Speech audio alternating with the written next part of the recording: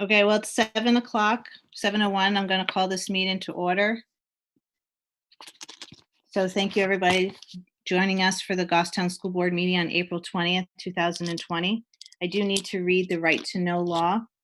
Due to the state of emergency declared by the governor as a result of the COVID-19 pandemic and in accordance with the governor's emergency order number 12 pursuant to Executive Order 2020-04, this public body is authorized to meet electronically.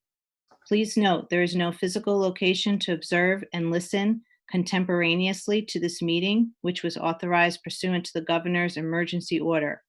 However, in accordance with the emergency order, I am confirming that we are providing public access to the meeting by telephone with additional access possibilities by video or other electronic means. This meeting is being broadcast on local cable access Goffstown, as well as on the Goffstown YouTube channel. If anyone wishes to provide public comment, please go to the SAU 19 Administration Building at 11 School Street. There will be a laptop in the lobby for those who wish to make a public comment. Please respect social distancing and remain outside the SAU building if another individual is in the lobby. We previously I can't even talk. Posted this information, and this body has consistently followed through on all the requirements pursuant to holding a meeting in accordance with the governor's emergency order number 12. In the event this public is unable to access the Zoom meeting due to a widespread system problem, the meeting will be adjourned and rescheduled. Please note that all votes that are taken during this meeting shall be done by roll call. We need to take a roll call attendance. When I say your name, say here and if you are alone. Dan Cloutier. Here, I am alone with a headset and a microphone. Thank you, Dan. Ellen Vermakowitz. You have to unmute, Ellen. Here alone. Thank you. Tim Stetson. Here, always by myself. Zuzana Buzel. Here alone. Janelle O'Brien. Here, all by myself. Okay. And Jared's not here yet. Ginny McKinnon. Here alone. Retta Chaffee. Here alone. And I'm Heather Trapez, and I'm here and alone, but I also need to take attendance for all our administration that is here. We have Kathy Stoyle, which is the Glen Lake principal. Here, I'm alone. Jerry St. Jolet, Bartlett principal. Oh, you're still muted. Here, alone. Sorry. Thank you, Jerry. That's okay. Susanna Pishka, Maple Avenue principal. I'm here alone. Thank you. Wendy Kohler, Mountain View principal. I'm here alone. Kim McCann, high school vice principal. Here and alone. Thank you. Brian Balke, our superintendent of schools. I'm here. I'm also alone. Scott Gross, our business administrator. Here, and I'm in the SAU office, and Denise is next door. Thank you. Steve Borchett, our IT administrator. I'm here, and I think I'm the only one on this side of the high school. Thank you, Steve. Jennifer Doloff, our SPED director. Here and alone. MC Barry, our assistant and superintendent. I'm here and I'm alone. And Denise Morin, our administrative assistant. Here and alone. Thank you, everybody. So now we will do the pledge. Scott, do you have our flag? All right, if everybody could rise and say the pledge with me. I pledge allegiance To the flag of the United States of of America and to the republic for which it stands, One nation, under God, indivisible, with liberty and justice for all. Thank you. All right, well, good evening, everyone. Thank you for joining us tonight. The first thing on our agenda is to approve April 6, 2020 board meeting minutes. I'll move it. Okay, Ellen. This is Ellen. Okay, do I have a second? Why can't I see everyone? Seconded. Seconded by Tim. Did anybody see anything? Any questions, comments? Look Okay. good to me. All right, seeing none, again, I have to do roll call, so when I call your name, just give me your vote. Dan, Aye. Ellen, Aye. Tim, Aye.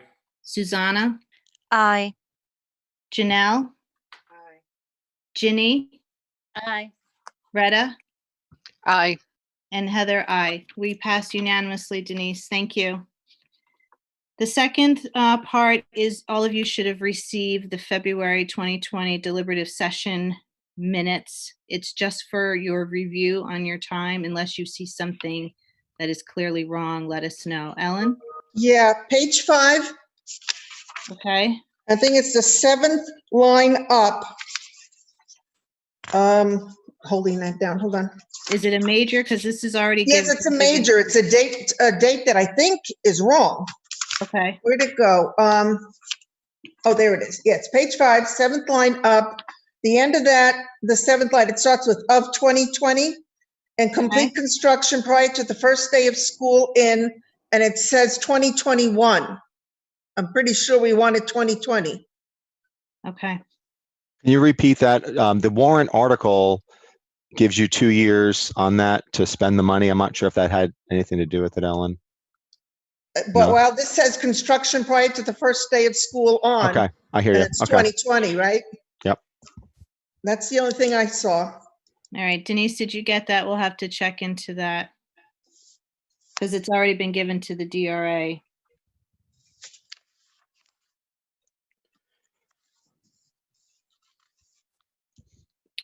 All right. So Denise, we have that written down we can check into? I think she's saying yes. She said yes. Okay. All right. So we'll move on to correspondence. So this evening, we have a couple of different pieces of correspondence to share with the board. First, we received a letter from David Ross. David is the administrator of the Hillsborough County Nursing Home, and he just sent a letter thanking us for a donation that we made of gloves for his staff when they couldn't locate personal protective equipment. The second, if we want to go on to the next one, Scott. I don't have the second one. Okay, the second one is a letter that was sent to Senator Hassan, and it was encouraging the federal delegation to consider some leniency with respect to special education requirements. All board members are likely aware that special education has very strict timelines for compliance, and given the unique nature of our school closure at this point, the state is asking for some flexibility. And there's a recommendation to Secretary DeVos to allow states to have some flexibility. So that's the second piece. Third, and by the way, all board members should have received these in your packets, so you would have received these letters. Third one is a fund drive that the Maple Ave PFT, which is our parent organization, is hosting a fund drive for the Goffstown network. And it's kind of unique that it's not actually a drop off type thing. It's a purchase through, I think it was Walmart and Amazon, if I remember correctly. So certainly, it's on the screen. Oh, certainly there's a tremendous amount of need for the Goffstown network. So anything that our citizens can do to help with that is very much appreciated. Heather, if I may, it says there's a drop off at 15 Pasture Drive in Goffstown.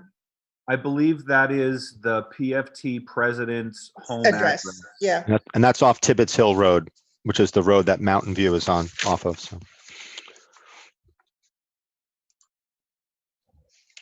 So, and the last piece, Scott, can you speak to, there's a letter to the Goffstown, on behalf of the Goffstown Planning Board, that is notifying abutters of the Glen Lake project.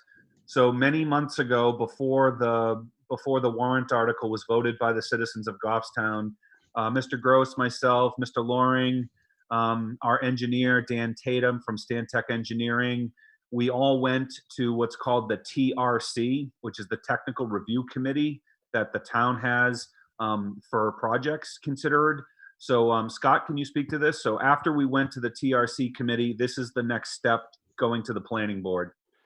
Yeah, so the school board was represented by myself and Dan Tatum a couple of weeks ago for more or less a conceptual. And then this Thursday, there will be a review, a site plan review for the modular classroom addition at Glen Lake. Dan Tatum is our engineer from Stantec, and this is an opportunity for anyone in the public, abutters, to comment on the project. So that'll be at 7 o'clock. And again, this is going to be a virtual meeting as well. So it'll be live streamed on GTV, and the public will have the opportunity to either go to town hall to make a comment.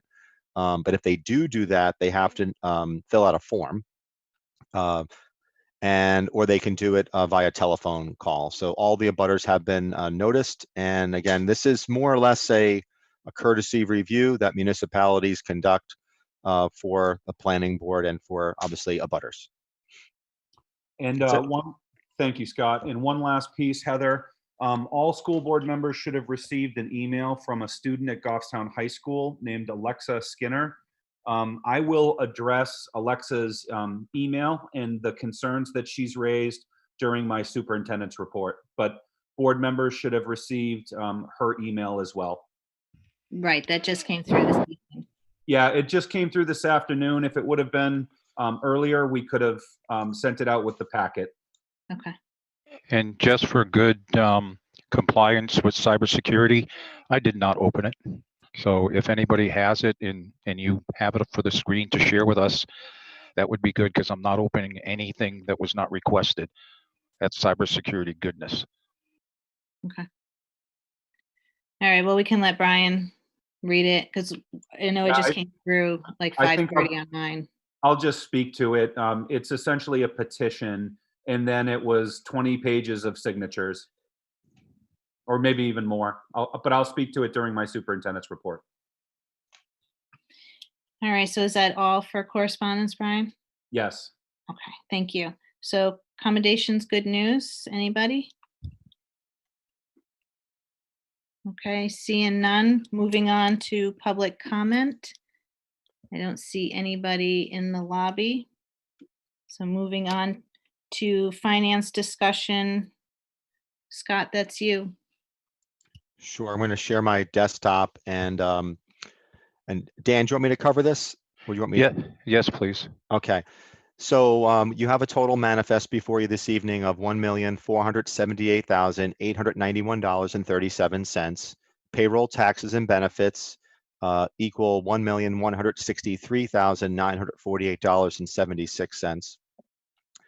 For special ed activity, Constellations, 12,700 and change. That was multiple students in the month of March. Core vocational, about $10,500, also multiple students in the month of March. And I'm not sure if this was special ed or not. It might not have been. Granite State Child, there was a workshop in terms of recognizing abuse. It was grant funded, a little over $5,100. I don't think that was special ed, so my apologies there. Scott, I can speak to that. That Yep. was the workshop that we did, Know and Tell. No and tell. So Right. that was a workshop that we did for all of our staff, and we also offered paraprofessionals. That was a teacher workshop day. We paid paraprofessionals to attend as well, and that was recognizing everyone's responsibility with respect to being a mandatory reporter for abuse and neglect in the state of New Hampshire. All right, and now if you look at the general expenses, the first one is to Chiavi for a little over $130,000. That was a down payment on the Glen Lake modular classroom. Dead River, $8,700 and change for propane. The next couple you're going to see, Gov Connection and WEI. The first is Gov Connection, almost $51,000. That was for Chromebooks. And below that, WEI, this was a portion of our server virtualization project, software, and some implementation costs. Brines, $13,000. That was for uniforms, scorebooks, helmets, etc. Keep in mind that this was ordered in January, February, prior to the cancellation of the spring sports season, but jerseys were ordered in advance of that. Budget document, a little over $8,000. That is for our copier contract. That's quarterly. and Amazon around $5,800 for supplies. So all in all, I would need a motion to approve the manifest in the amount of $1,478,891.37. I So would make, moved by Dan. Second by Ellen. Okay, any other questions for the manifest? I have one, Heather. Sure, go ahead, Ellen. How much total have we spent on the additional Chromebooks and all we've needed to do as a result of the remote learning so far? If you look at the IT costs, it's around 200, and it's climbing every day. Yeah, But it's going to end up being probably $250,000. wow. Okay, thank you. And And I Scott, say that of that, about 100, and Steve is on the phone, on the call as well. We have server work, which was considerable, but we have purchased a lot of Chromebooks. Licenses are needed, et cetera. Scott, if I can add to that, please.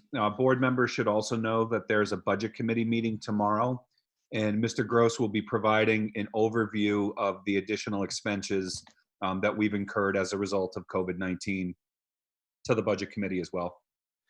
And just, I wasn't going to go there right now, but Ellen, I think it was a good point that you made, is that I am capturing, when I say the word savings, we're repurposing. So in monies like funds such as a teacher substitute line, I believe we're close to over $100,000 that we've transferred out of that line for some of these costs. So it's not, we're just repurposing a lot of our monies. There won't be any transportation for co-curriculars in the spring, those types of things. So we are able to shift things around to absorb a lot of that. All right, Heather, will we be able to absorb all of it due to those various kinds of savings? And I'll speak to that a little bit later when I talk about the fund balance. Okay? all right, then- so I have a motion, I have a second. Is there any other questions for Scott on the manifest?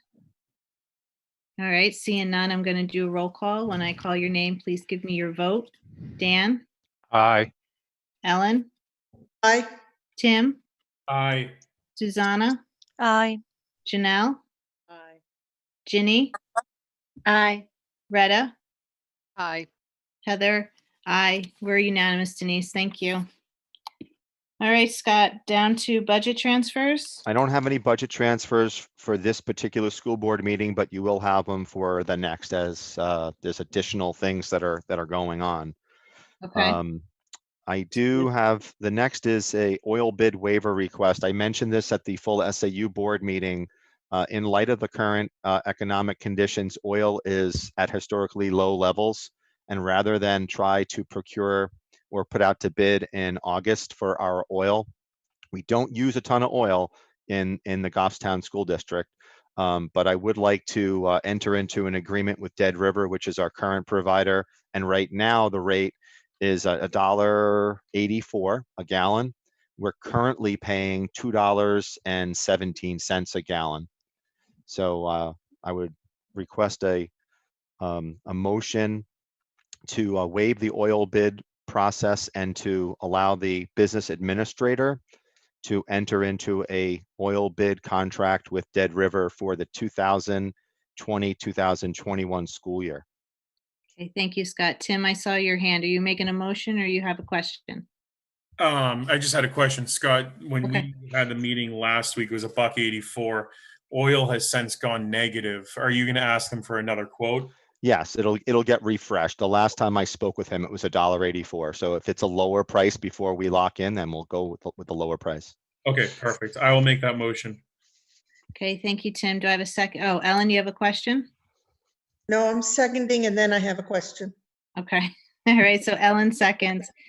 Any other questions other than Ellen? Okay, go ahead, Ellen. My question is, why couldn't we go to bid now? I don't know if the other oil providers would have allowed to do that. I reached out to our current oil provider. We have had Dead River for quite a long time. They're very reliable, and we just don't procure a lot of oil, so I don't think it would really be worthwhile. Scott, can I speak to Yep. that? The only oil that we burn at this point in time in the Goffstown School District is at the high school. We have a dual fuel heating platform at Goffstown High School where we have 4 boilers that can burn either propane or #2 heating fuel. Maple Ave, up until we did the propane project, was the only school that was still on oil, but that school has since been converted to propane. So we don't buy very much oil. We do like to keep the tanks filled because when the weather is really cold, propane sometimes has an issue with condensing, and we don't get as efficient a burn as we do with #2 heating oil. So if we were actually to talk numbers, Scott, I mean, it's probably less than 5,000 gallons a year. Yeah, the other thing I would like to point out to board members and for folks who might be watching on television is that we purchase also with the town of Goffstown as well, and they do burn oil in many of their facilities. And I spoke with the town administrator and the chairman of the select board about it. So they all were in agreement that it would be a good opportunity to lock in on a much lower price. So I spoke to Derek Horn and Collis Adams about it as well last week. Thank you. All right, thank you, Scott. All right, so we have a motion on the table. I have a second. Are there any other questions for Scott? Okay, seeing none, I'm going to take a roll call. Dan, Aye. Ellen, Aye. Tim, Aye. Susanna, Aye. Janelle, Aye. Ginny, Aye. Retta, Aye. and Heather. Aye. We're unanimous, Denise. Thank you. All right, Scott, moving on to preschool tuition refund. All right. I had a conversation with Kathy Stoyle, who's on our call, as well as superintendent, about the notion of refunding preschool tuition for 3 months, April, May, and June, for our role model 3 and 4-year-olds. A lot of those students are role models because they're looking for the interaction, the face-to-face interaction. And there were some parents who questioned whether or not that was really being met in the remote learning capacity. There are, and Kathy can speak to it, we are still doing remote learning with that cohort of students, but we also felt that it would be a good faith gesture to refund 3 months of those tuition payments. The total refund would be about a little over $10,000, and it is not going to have a massive impact in terms of our revenue stream. So Kathy, I don't know if you want to speak to it, but we thought it would be a good faith gesture to do that. Yeah, I agree. It was not the product that they were paying for, and to continue charging that just didn't feel right. At the same time, blocking them out completely didn't feel right. They do have access to the things that are being posted anyway for the class. So. Thank you, Kathy. Thank you, Scott. Is there any questions? Because I know Scott will need a motion to make this happen. Does anybody have any questions? Any comments? Ellen? I move that we allow the waiver of tuition. Thank you, Ellen. Do I have a second? Second by Janelle O'Brien. Okay, second by Janelle. Any other questions, comments? Okay, seeing none, I'm going to do a roll call. Dan? Aye. Ellen? Aye. Tim? Aye. Susanna? Aye. Janelle? Aye. Ginny? Aye. Retta? Aye. And Heather? Aye. We're unanimous. Thank you, Denise. Thank you, Scott and Kathy. Okay, Scott, moving on to first food service meals for kids during remote learning. Sure, I'm going to share my desktop for a quick second. You're going to see a brochure that Megan had sent out. It went on social media, and this is for free meals for children in both Goffstown and New Boston, 18 years or younger. And essentially it provides 5 breakfasts and 5 lunches, again, during what would ordinarily be provided. The nice thing about this is that there is a waiver from the from the federal government, which allows, regardless of whether or not you're free or reduced, students who wish to procure these meals can pick them up. Megan is using an app to get orders. And for those who don't have any type of a smartphone or computer, you can also make a phone call. And I am pleased to report that today, Megan distributed 175 of these meals. So we expect that number to rise. We have been partnering with the Food Network in Goffstown, and they've been just truly outstanding. I can't thank folks like Diane Macon enough for doing what she's doing, and all of the volunteers at the Food Network. They are providing bags of food for needy families in the local area, and this is supplementing that, what we're doing there. Jerry St. Chalet, principal at Bartlett, has also been very active in terms of handing out these types of food packages. So it's just something that I know, Megan has been passionate about from the get-go. As we shared with you initially, we've been doing surveys, and we only had 15 families express a need for food assistance. And now what we did in terms of opening this up in terms of meals for kids, regardless of income level, we're seeing 175, I think, is a very nice number. Megan expects that number to increase. All of the meals that we provide, and so not only it's the food, but the labor is reimbursable through the federal government. So that's also something that is pretty nice. So Megan's staff is coming in 2 to 3 days a week to prep for these meals. So I just wanted to give you a heads up on that, and I'll continue to let you know the numbers as they evolve. Any questions on that? Thank you, Scott. Yeah, that's a great program. Does anybody have any questions? No? Okay. All right, Scott, moving on to fund balance discussion.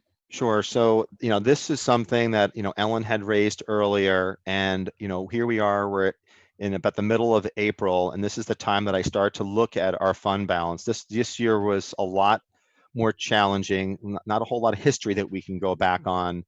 The roadmap looked completely different because monies were kind of going in a whole lot of different directions. As I mentioned before, I had to factor in about $250,000 of IT related costs.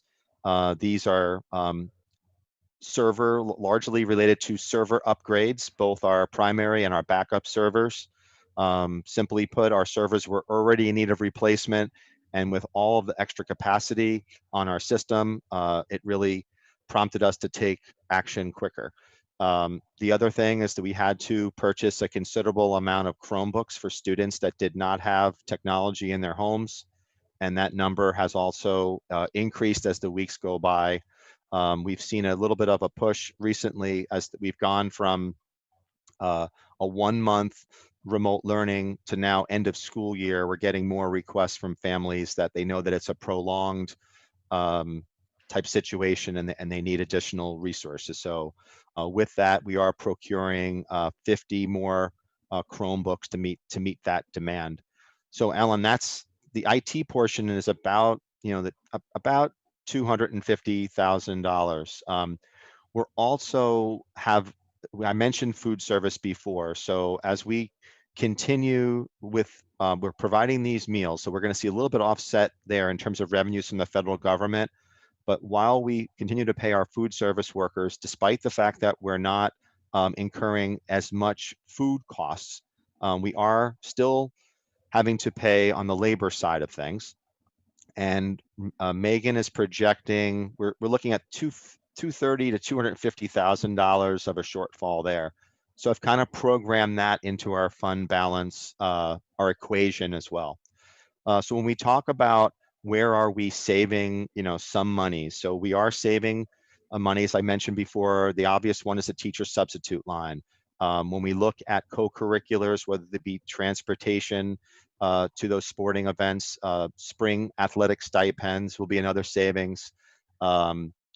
There are savings in supply lines. We're not in school. We'll see a modest decrease in our electricity. So I feel pretty good that we're going to hit the target of what I set when we established our budget and went through our public hearing process.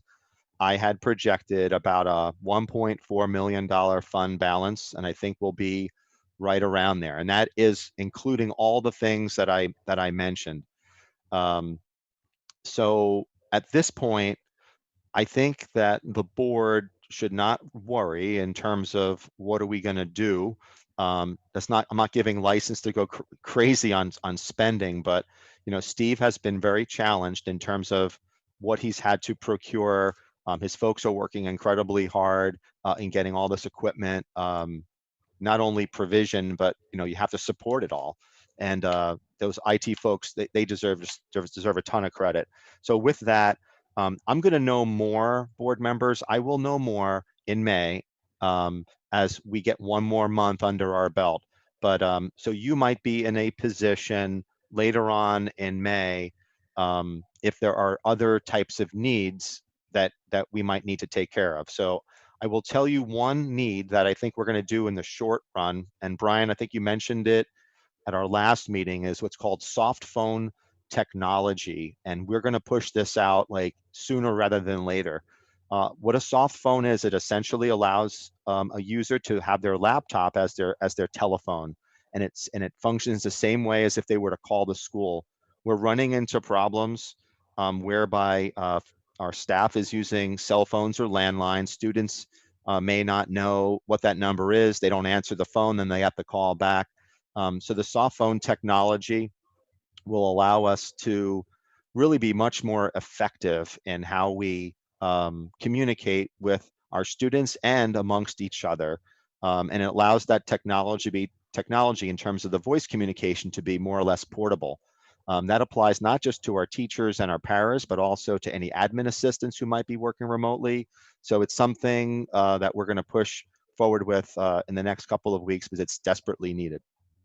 Any questions? Yep. Scott, if I can just add to that, once we purchase this, it's actually a software product. It's a license, yeah. We own it for life. So it's not like it's a reoccurring cost. There isn't a yearly subscription or anything of that nature. Once we make this purchase, it would allow us to have this technology moving forward. Correct, Mr. Bourget?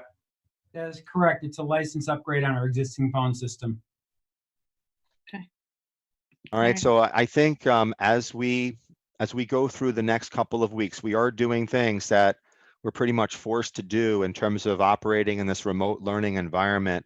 But I want you to know that there is, I guess, offsetting savings in other budget lines that will help cover that. And I feel pretty good that we'll reach an endpoint at the end of the fiscal year where we'll hit our targets, if not do better than some of our targets. So you'll have options. All right. Thank you, Scott. Ellen, I saw you had a hand up. Did you have a question? Yes, thank you, Heather. You're welcome. Scott reminded me about something. Yes, this is going on now to the end of the school year. And I know we as a district have various kinds of, I'm going to use the term waiver, but I don't know if that's correct, for our special needs students and the supports and services they would be getting if they were in school, that they may or may not be receiving now that they're staying home. If a parent can obtain that service on their own, whether it's academic or social emotional or speech language or whatever, aid support for academics, is the district, could the district at all refund those parents if they can prove that child's being addressed by a certified individual to help them? So I'm going to turn that over to Jennifer, who's our special ed director, but we have had discussions, I believe, for this compensatory type services where, and I'll turn over to Jennifer, but we may be encumbering funds for that purpose. Yeah, so we're trying to use the term makeup services, but currently we're fully staffed. So we're making every effort. As Brian said, the federal government's given some guidance in the state. There's additional guidance coming out probably within the next 15 days or so. But right now we're expected to make every reasonable effort to provide faith to students with flexibility. So at this point, we're doing everything we can to connect with students and make sure they're receiving the services as outlined in their IEPs. Once we get to the point where we return to school and we all get together and determine whether or not the student hasn't made progress or regressed, that's when we'll talk about those other things. Does that make sense? That I'm concerned that's just too late. I'd hate to see these kids falling back if they're not having the para support, let's say. But they are having, we are providing services. I will tell you that in conversations with Jennifer, even in our out-of-district placements, they're providing those level of services. They're doing, meetings now. I understand in terms of like from an OT type of perspective, that's a little bit of a different story, but I believe that for the greatest extent, we are providing services. So folks, parents have been calling me if they're not feeling like they're receiving the services they need. This has been a big challenge. These students have a hard time face-to-face, many of them. So going online is certainly a challenge. But we do have staff. We're assigning one-to-one paras. We're putting teams together. So if any parent that's reached out, we've done our best to address that. So certainly, if we find after a few weeks some students are missing units, we're going to address that and make those up. All right. Thank you. And Ellen, further on in the agenda, we are going to have a presentation from all our administrators on remote learning. So I'm sure Jen will have more information.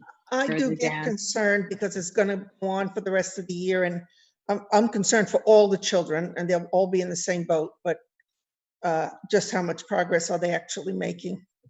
Right. So I guess we'll all have that concern, but okay, thank you. Thank you, Ellen. Tim, I saw a hand up. Did you have a question or? Tim? For Scott, sorry. It was more for Scott. I think Talbot just texted me. He said that he's in the waiting room.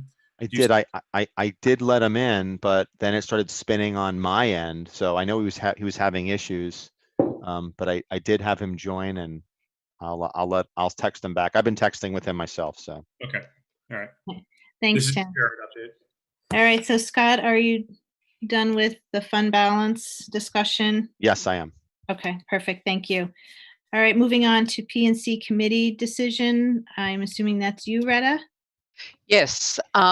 So PNC hasn't met since March 2nd. We had anticipated meeting in the beginning of April, but we haven't. And there's a number of items I just want to bring to the attention of the board. First of all, this is National Volunteer Appreciation Week, and usually we do something on behalf of all of the volunteers. Unfortunately, we haven't had the time to plan, so we will be talking about that later, but I did just want to acknowledge, as we speak, volunteers are continuing to support our school system. So, hopefully we can recognize this in a little more formal way when the committee gets together. The other item is Teacher Appreciation Week, which is coming up the beginning of May, and in the same situation. So I just want to let the board know that we are thinking about this, both the, teachers and volunteers, is what makes our school system run. So we haven't forgotten about it, and we will do something a little more formal. As you know, in the past, we typically do breakfasts at all of the schools, and obviously that isn't going to happen. So we will find a way to show our appreciation. The other item is the retreat. We haven't talked about it. It'll likely be that we're postponing the retreat, but we'll have more information about that. I don't think it's reasonable to think that we'll be able to meet in June. So probably more than ever, this particular retreat will be important as we look forward to the next year. And then also we'll be looking at scholarships at our next meeting. So we are scheduled to meet the first week of May, May 4th, I believe it is. So I just didn't, if anyone has any input or feedback or anything that they'd like us to address, but we'll be looking at all of those items. Great, thank you, Retta. Ellen, I saw your hand up. You answered my question. Thank you. Perfect. All right, so is that it, Retta? For PNC? Okay, perfect. All right, moving on to superintendent report. Brian? Okay, I'd like to begin by just saying it's nice to see everyone. I appreciate all the administrators being on the Zoom call this evening, and I hope that everyone will appreciate their presentation in just a little bit. just a few things to share with respect to COVID-19. Governor Sununu has closed all schools for the year, so that official declaration came out last Thursday. We had a planning meeting this morning where all the administrators are thinking about and planning for our extended school year program.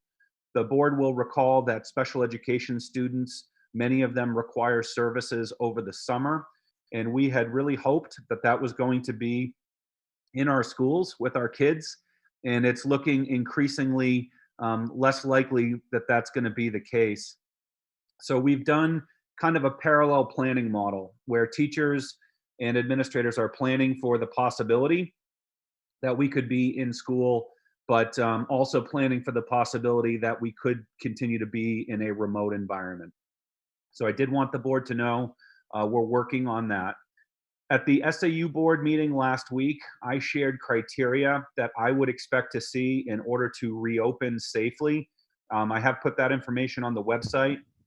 Anyone who is interested in reviewing that, I would just share that I am certainly not a public health official, and we've been looking for guidance from our federal and state partners from public health, but at this point we have not seen any criteria. So I did put to, Mr. Gross is going to share, it's front and center on the SAU 19 website. Thank you, Scott. We continue to conduct digital walkthroughs, and this has been a really meaningful process for me. I know that Mrs. Barry and I have very much enjoyed having the opportunity to visit many classrooms and see the great things that our teachers are doing, and we just continue to be so appreciative and so impressed. We're working on developing what we're calling universal expectations for connected learning. So we have pretty clear expectations of what we expect to see instructionally in our traditional brick and mortar classrooms. And we're now developing similar criteria of what we expect to see in our remote classrooms. So that's something that is in draft form and we're continuing to work on. I've had a couple of inquiries with respect to foreign exchange students that I wanted to bring to the board's attention. And Heather, I would recommend that we put this on our next agenda under new business, because some of the provisions, we have our foreign exchange students policy, which is JFABB. So anyone who is so inclined to read the policy. And under normal circumstances, we're pretty good with our process. Mrs. Lewis, who's our school counseling coordinator, oversees this program. And we, at this point, I think we need to have some further conversations. You know, most of the kids that we get are going to be coming from countries that could, well, certainly every country at this point is less impacted than the United States of America. So I guess if I'm from Denmark or Norway or somewhere else in the world, I might wonder why in the world I would ever want to send my kid to the United States of America and have them fly into either New York or Boston. But be that as it may, I would recommend that we take up a discussion around foreign exchange students in a little greater depth, perhaps at our next meeting. I mentioned earlier during conversations about correspondence that there's a high school senior who has done a survey, and I think she had over 600, the last, the email she sent me said she had, I think I saw 617 signatures. And essentially, the majority of them are seniors, some of them are underclassmen, some are families or friends. But essentially what the kids are asking for is they're asking for a graduation face-to-face in person. They're specifically not requesting any kind of a Zoom type graduation or something of that nature. So I did want to acknowledge Alexa Skinner, who had done that. And I guess I would share, I want that too. So I want everyone to recognize that we all want that. However, we also need to balance the need for public safety.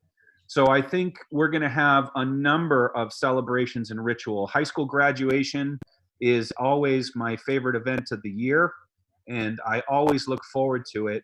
But we just need to recognize at this point that until the governor changes the group sizes that are allowed to meet in public, we're going to have a lot of restrictions.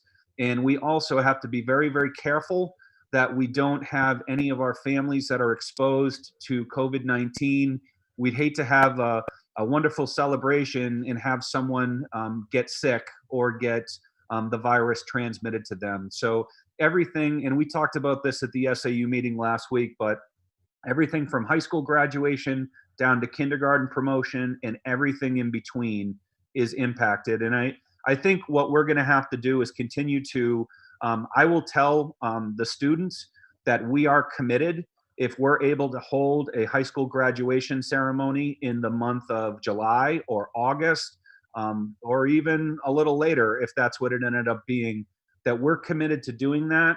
I also think that there are some examples of socially distant graduations that are starting to come up, everything from having something at a drive-in movie theater, I think I saw on CNN the other day, to there's a lot of innovative things. For example, we could rent the Verizon, or formerly known as the Verizon, I always forget the name, the SNU Arena in Manchester, and we could have people sitting 10 feet apart, because we would never fill that venue. So I think that there are a lot of ways that we could think about it.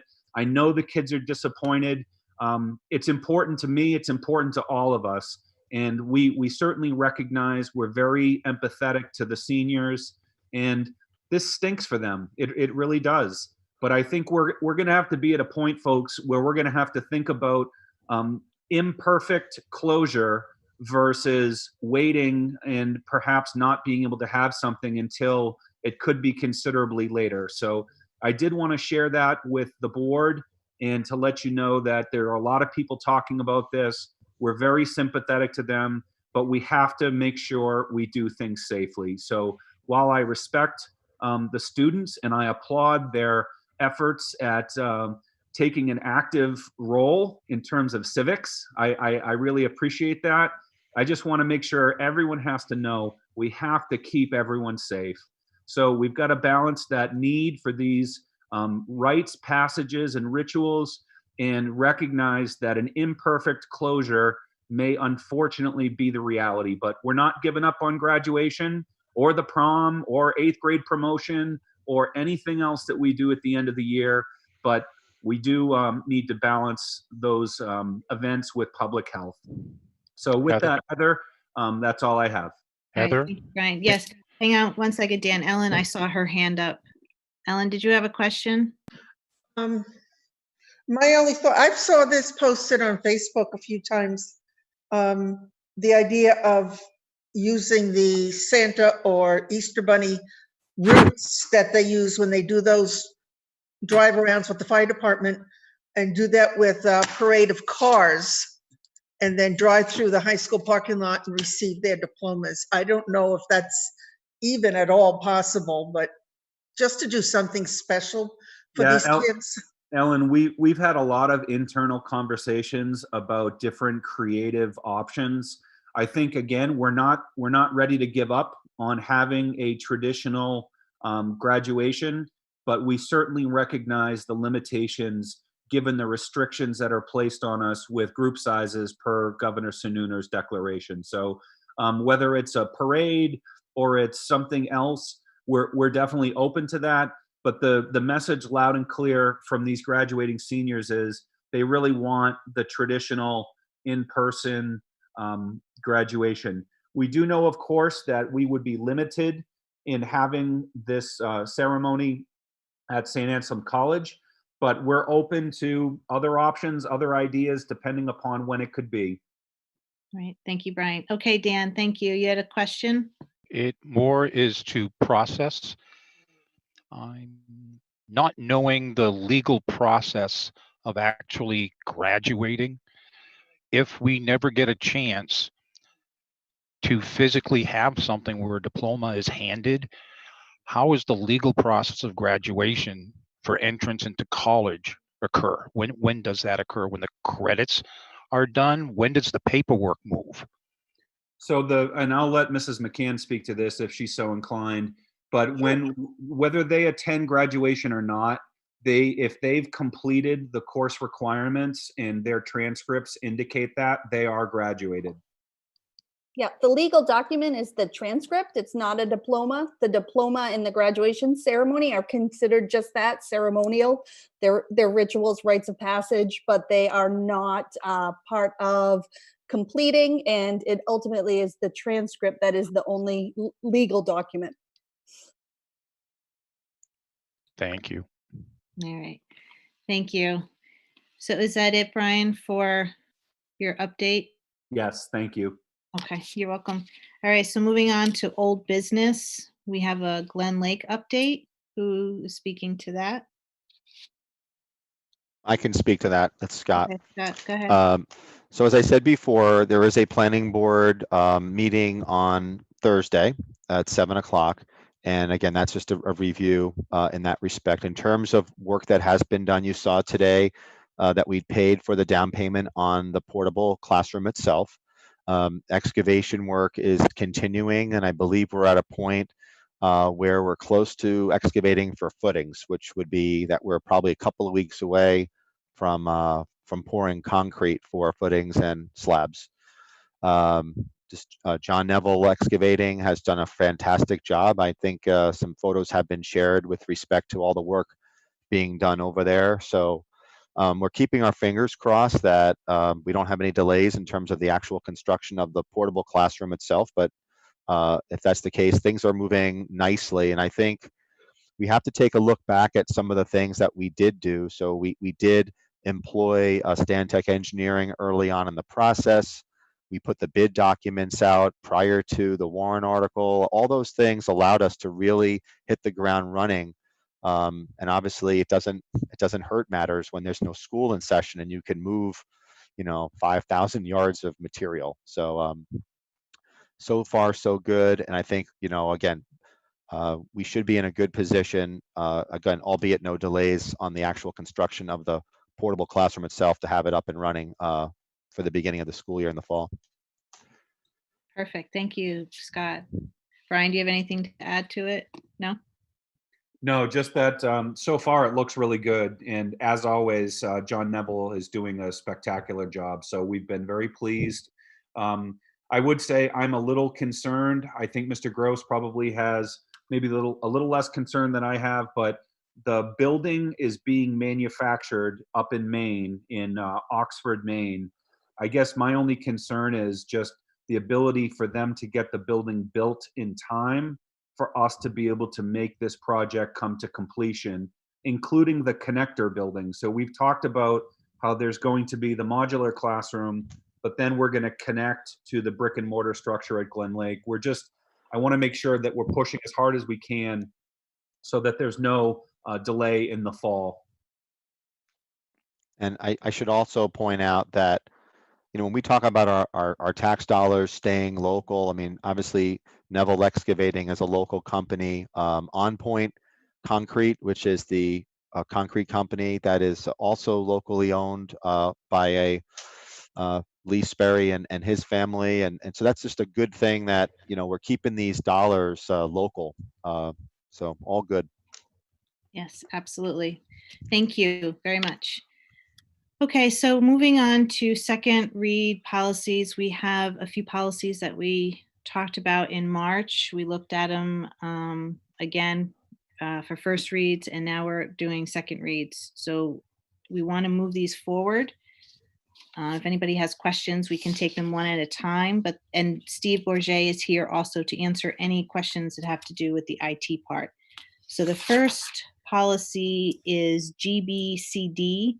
It's the background investigation, criminal background policy. Do I have a motion to move that forward? I'll move that.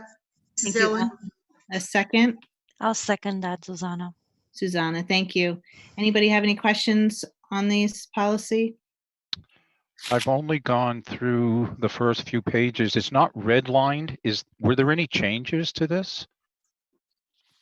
The board had requested that the changes were shown on the first read, and then the second read would be with the way they are, the way they're going to be. So if you look at your first read package, you should have all the changes there.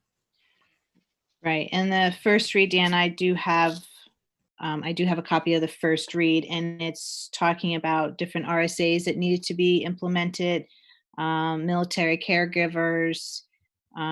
Basically, it was pursuant to different RSAs that needed to be put in to cover everybody for family and medical leave. Or I'm sorry, not family medical, the background investigation. I'm looking at the wrong one. Hang on. There's so many here. The Heather? background, yes. MC might have all the answers. Yes, She's that's the true. she's the administrator who helps Right, keep but that I all don't know if on. she has the things in front of her.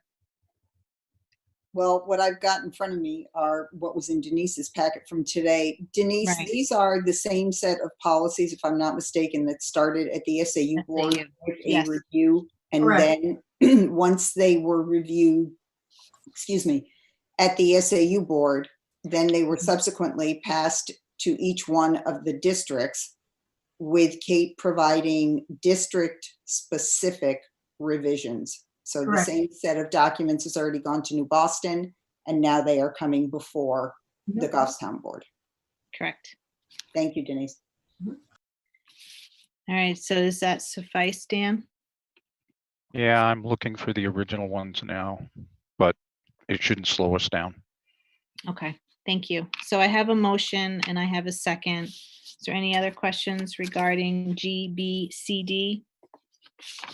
Okay, I'm going to take a roll call. Heather, Yes. excuse me, are you going to also do the regulation? Oh, yes, sorry, Denise. Yes, regulation as well. So Ellen, can you amend your motion to include the regulation of G, Yeah, I B, move that C, D? it's the policy and the regulation. Okay. And I'll second that Susanna? again. All right, thank you. All right, roll call. Dan, Aye. Ellen, Aye. Tim, Aye. Susanna, Aye. Janelle, Aye. Jared, Aye. Ginny, Aye. Retta, Aye. and Heather. Aye. Denise, we're unanimous. Okay, moving on to the second read, policy GCCBC. This is the Family Medical Leave Act. This is Ellen. I move that we approve BCCBC. Okay, thank you. Do I have a second? Second, Janelle O'Brien. Janelle seconds. Any questions on this policy? Okay, seeing none, I'll do a roll call. Dan, Aye. Ellen, Aye. Tim, Aye. Susanna, Aye. Janelle, Aye. Jared, Aye. Ginny, Aye. Retta, Aye. and Heather. Aye. Denise, we're unanimous. Okay, the next one is GDCB. That's other potential leave. Do I have a motion? This is Ellen. I move GDCB as approved. Okay, thank you, Ellen. Do I have a second? Janelle O'Brien for second. Janelle seconds. Thank you, Janelle. Any questions? Okay, seeing none, another roll call. Dan, Aye. Ellen, Aye. Tim, Aye. Susanna, Aye. Janelle, Aye. Jared, Aye. Ginny, Aye. Retta, Aye. and Heather. Aye. We're unanimous, Denise. Okay, the next one is GBEF, GBEF Reg, and GBEF 1. It's school internet access to staff. Ellen, you have a question on that? No, I'd like to move approval. Okay. GBEF, GBEFR, and GBEF-1. Perfect, thank you. Do I have a second? Seconded. By Tim. Anybody have any questions? I don't have a question, Heather, but I do have a comment. I would just like to draw to the board's attention that this will be effective as of July 1st. Okay. Yes, thank you, MC. You're welcome. All right, roll call. Dan. Can I ask a question first? Oh, sure. I'm sorry. I Please. didn't see your hand up. My hand doesn't work because of my background. Oh, okay. I'm looking at Steve. Is there anything, what, I can't find the original ones, and I do remember this one and the next one had a few changes to it. So one question is, what are the major changes? And number two, does anything in here need us to make it happen earlier because of the atmosphere of remote learning? I don't think there's anything in there that has to happen earlier because of the remote learning piece. Most of the changes to the policies were for compliance with the House Bill 1612 or RSA 18966, which under the emergency order, some of those stricter requirements were waived. Thank you. All right, so any other questions? All right, we're gonna do roll call. Dan, Aye. Ellen, Aye. Tim, Aye. Susanna, Aye. Janelle, Aye. Jared, Aye. Ginny. Ginny, you're muted. Aye. Thanks, Ginny. Retta Aye. and Heather, aye. We're unanimous on that one, Denise. Okay, the last one is JICL and JICL-R, student use of computers, devices, and internet. Dan, go ahead. You had a question? Same question as the previous policy, if possible. Okay. Pretty much the same answer. There's nothing here that needs to be implemented earlier. The bulk of it from the change from the existing policy of the first read was a full rewrite of JICL to make it student friendly. But I don't think there's anything specific that has to be implemented prior to July 1, because most of it's targeted for when we're back in the buildings.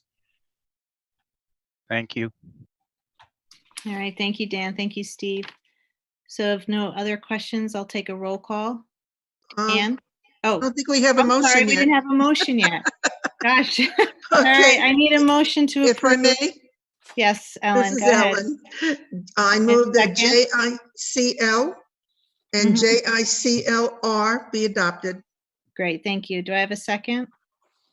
Second by Janelle. Second by Janelle. Thank you, Janelle. Okay, we're gonna try this again. Roll call. Dan, Aye. Ellen, Aye. Tim, Aye. Susanna, Aye. Janelle, Aye. Jared, Aye. Ginny, Aye. Retta, Aye. and Heather, aye. We are unanimous. Thank you, Denise. Thank you, everybody. That's been a lot of policies coming through. Thank you. All right, the next is high school rear stair replacement. Scott, Brian, who's talking to that? That's going to be me Mr. again. Gross? I'm gonna share my desktop.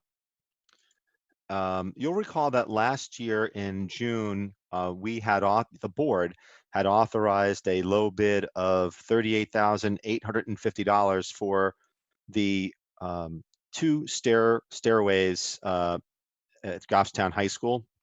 Unfortunately, about 2 weeks or 3 weeks after accepting that low bid, right before work was going to start, that contractor backed out of the project, said he couldn't get it done. So what we did is, if you also recall, that project was going to be funded from the Capital Reserve Fund. Randy met with Morin Contracting Services. Morin has been used on several projects in terms of the canopy walkways at Bartlett and Maple Avenue. They do a very good job, and their proposal came in slightly higher. And I want to kind of share that with you. So their proposal came in at $40,756, which is, almost $2,000 more than what you had granted approval for. So that's why we're having this conversation. I would need a reauthorization.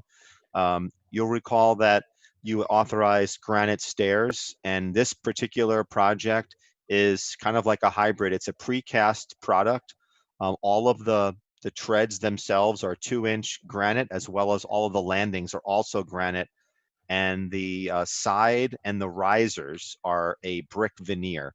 So essentially, it's what you need, what you want. It has galvanized railings, so I think we can get this project done for about $2,000 more than what was authorized last year.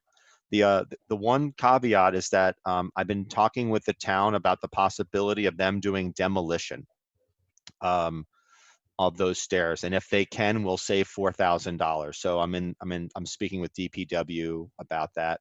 They may have the ability to do it, but again, I won't know for probably another week. In the meantime, if you do accept this this proposal, again, it would come out of the Capital Reserve Fund, no impact to the taxpayers. We would then order the precast systems, and by that time, I'll hear back from DPW whether or not they could do the demolition work. So again, that was $40,756. Heather, this is Jared. I'd like to make a motion. Okay, hang on 1 second, Jared. Dan had his hand up. Go ahead, Dan. Scott, can you speak to the switchback system that we had alluded to earlier for a possible ramp at the furthest stairwell? From what I recall, that was not going to be doable due to the grades. And I think, Brian, am I correct on that one? It was not possible? So what I remember, Scott, is just given the duration, the length where you need to make up the elevation increase, that ramp would end up being too far, Dan, and it would stick out to a point that would become kind of a hazard. That was with, if I remember correctly, a straight ramp out. Then we were talked about going along the horizontal part of the school and then switching back towards the stairs themselves. Yeah, and there was still a grade issue with that. I thought that it would work, but I think Dan Morin looked at that, Dan, and he did not think that it was as easy as I thought it would be. The other thing is obviously more stairs, more material, more prep increases the cost. Right. The material that Scott had talked about at one time was different material and maybe not as permanent as granite, but 20, 30-year material. So, okay, thank you. All right, thank you, Dan. Ellen, I saw your hand. Did you have a question? You're on mute. A while back, I don't remember what it was. There was a suggestion that some different type of material be used that was much less expensive. Yeah, Trex, and it's got composite material. Right. It is less expensive. However, in terms of winter weather conditions, and I talked to Dawn Tabor and our facilities folks about this. It can be a little slippery in terms of the winter weather. So that's the other. They had a little bit of a downside in terms of the durability of it. They felt that this precast system, in terms of the 2-inch granite risers, the treads and the landings, would be a more long-term sustainable type product for what we've got. This is a CIP item? No, it's I'm trying to remember if it's CIP, but it was we had earmarked it last year for Capital Reserve Fund. You said it comes out of the CRF? Yeah, it's an existing. A point of order. This was previously reported on the motion that it was a CIP item. That's why it was from the CRM last year. We'd have to pull that up. I don't recall that this is in CIP, Jared. It certainly would be an existing capital asset. And you can always look at the meeting minutes from the prior year.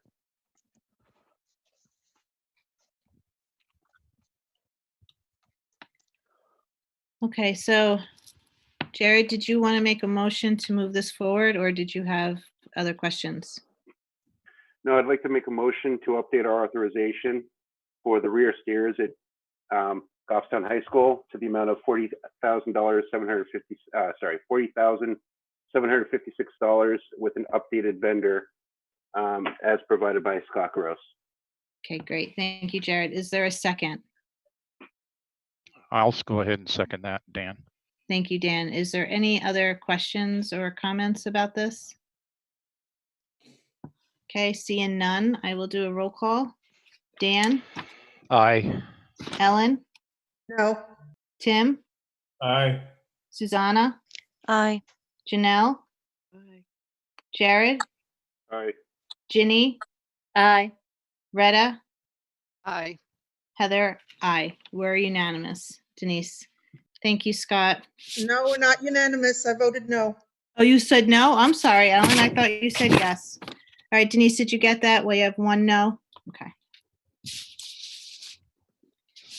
All right, so the next item is April vacation and other possible time discussion.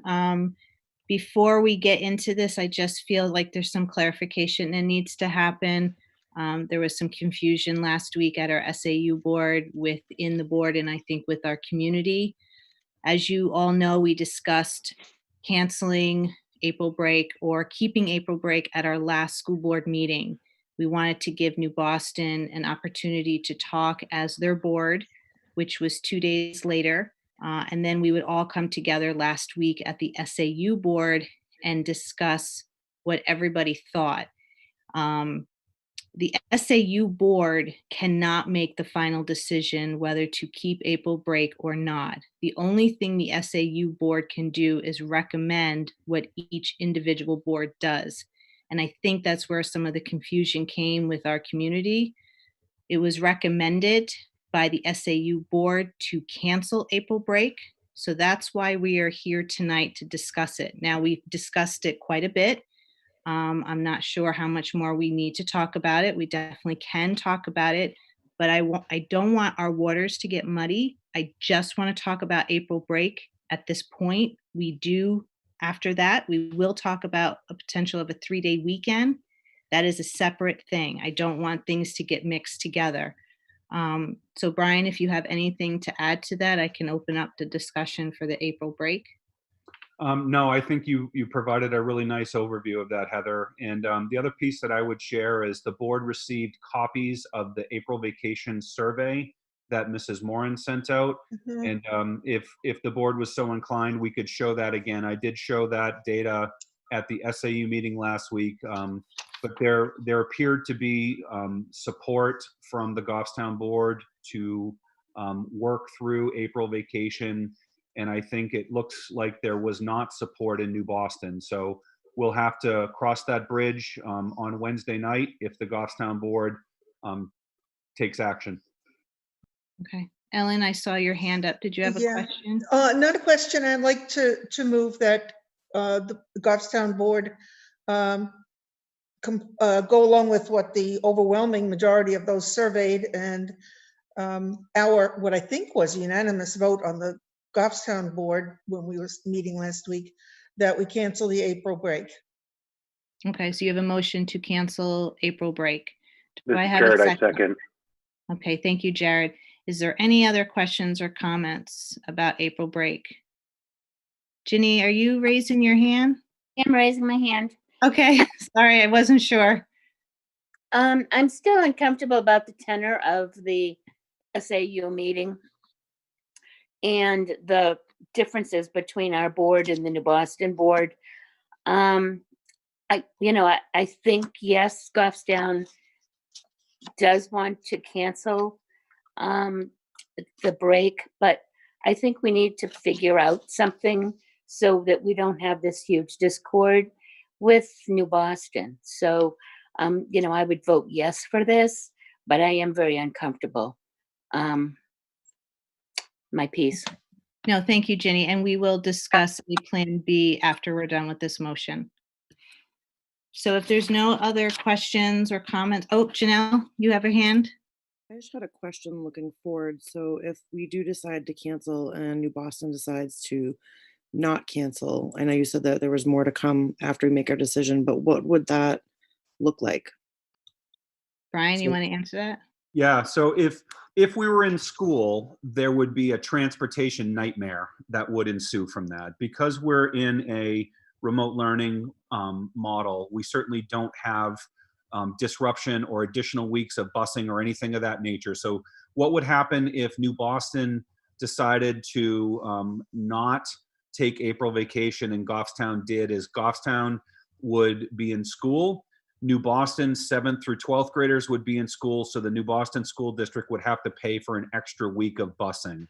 So that's obviously not the case. I do think that this will be an incredible hardship on families that have kids that might be at New Boston Central School, and then an older one at the middle school or the high school. I think this is going to be very complicated for families.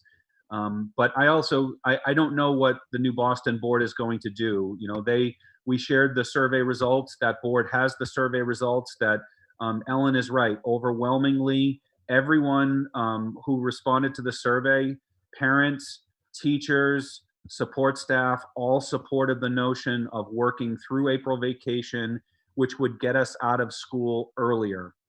Now, Heather, if I may just provide a little more information about this. We talked about this a little bit at the SAU board. There are some school districts that are doing everything they can to get school out as early as they possibly can.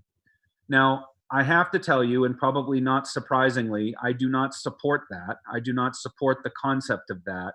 And there are some school districts, and I'm not picking on any districts, but Rochester was one of the first ones that came out, and their kids are getting out of school on May 15th.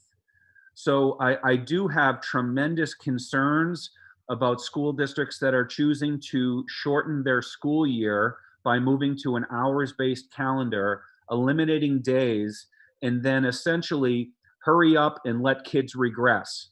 I have significant concerns about the impact on our special education students, as well as all of our kids, really. So I recognize that for families, if you didn't have to provide support to your children, I recognize that that would be perhaps a good thing for families. But I think not having the structure and the routine of being in a remote learning or a connected learning model, I do think negatively impacts students. If this board wanted to talk about reducing the school year, we could do that. We're ready to talk about that. I would also share that there are some contract issues that we would have with our teachers union, which specifies student contact days.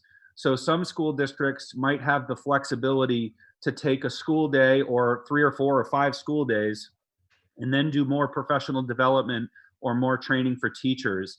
That is something that we would have to negotiate with the bargaining unit. Okay, thank you, Brian. Ellen, did you have a question? Yeah, Heather, I like how you introduced and brought this subject forward.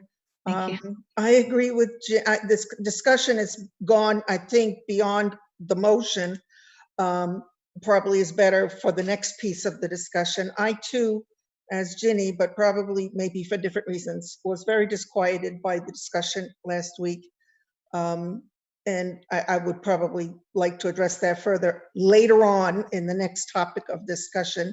But right now it's to cancel the April break and move the closing up accordingly. Yes. And then we can have the rest of that discussion if we choose to subsequent as you bring forward.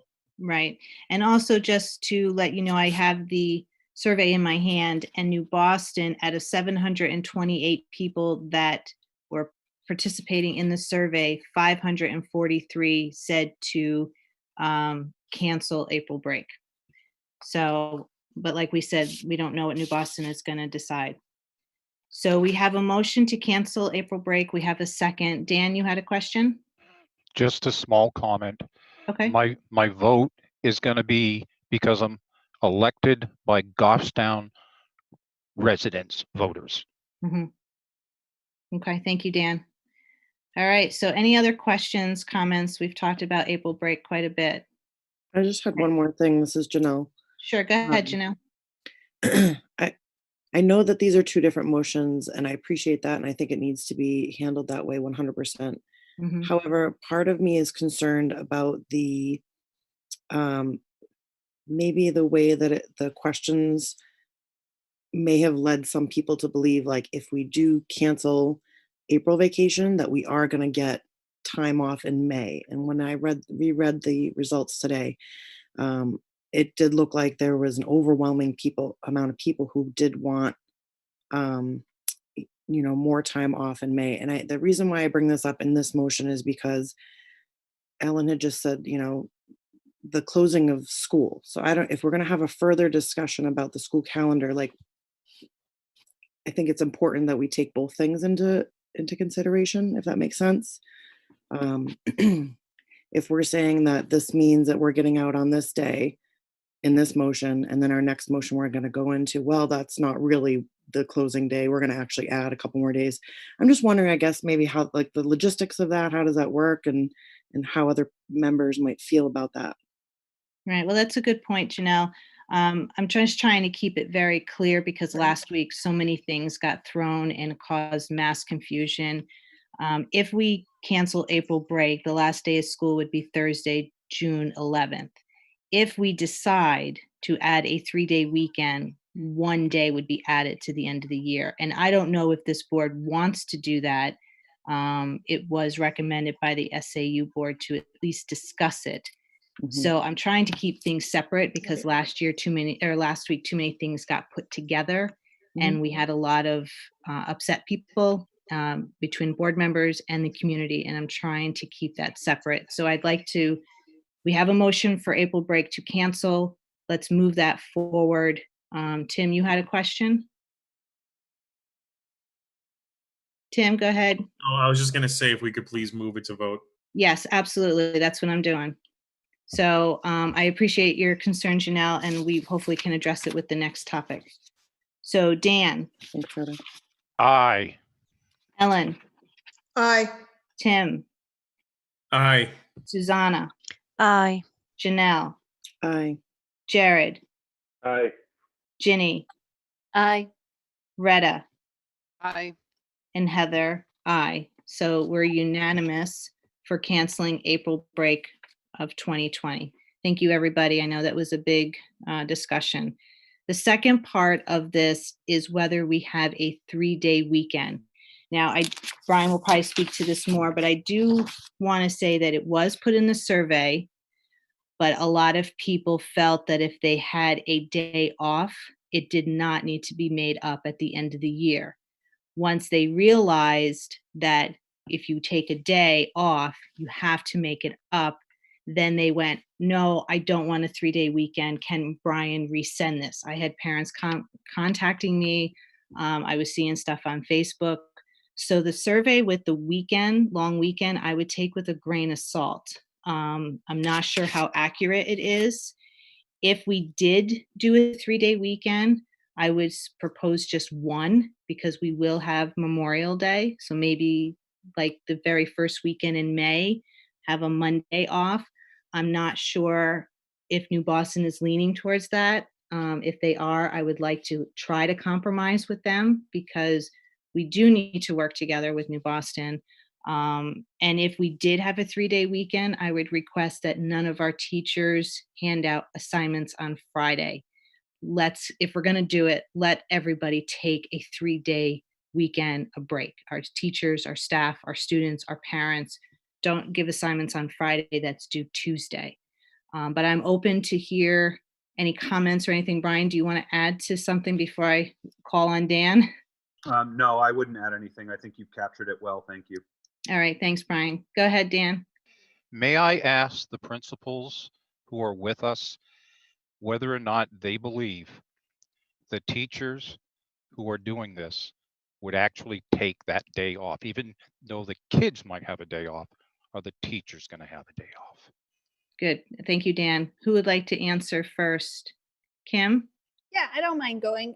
Yeah. And Dan, when we do our presentation, I have some data as well from surveys I've done of my staff. And what I'm finding is 75% of them are saying already that they are able to fully disconnect on the weekends. So I think that that's good information, and that they are finding time as well during the day to take a little bit of a break for themselves and to find some balance. So I would say if we had looked at some of these same questions 3, 4, 5 weeks ago, we would have had a very different response. But the feedback form that I sent out on Friday of this past week is showing some really positive and favorable trends. And that's what I'm hearing from staff as well, is they are getting to a place where they're in much more of a rhythm. They're much more comfortable with what they're doing.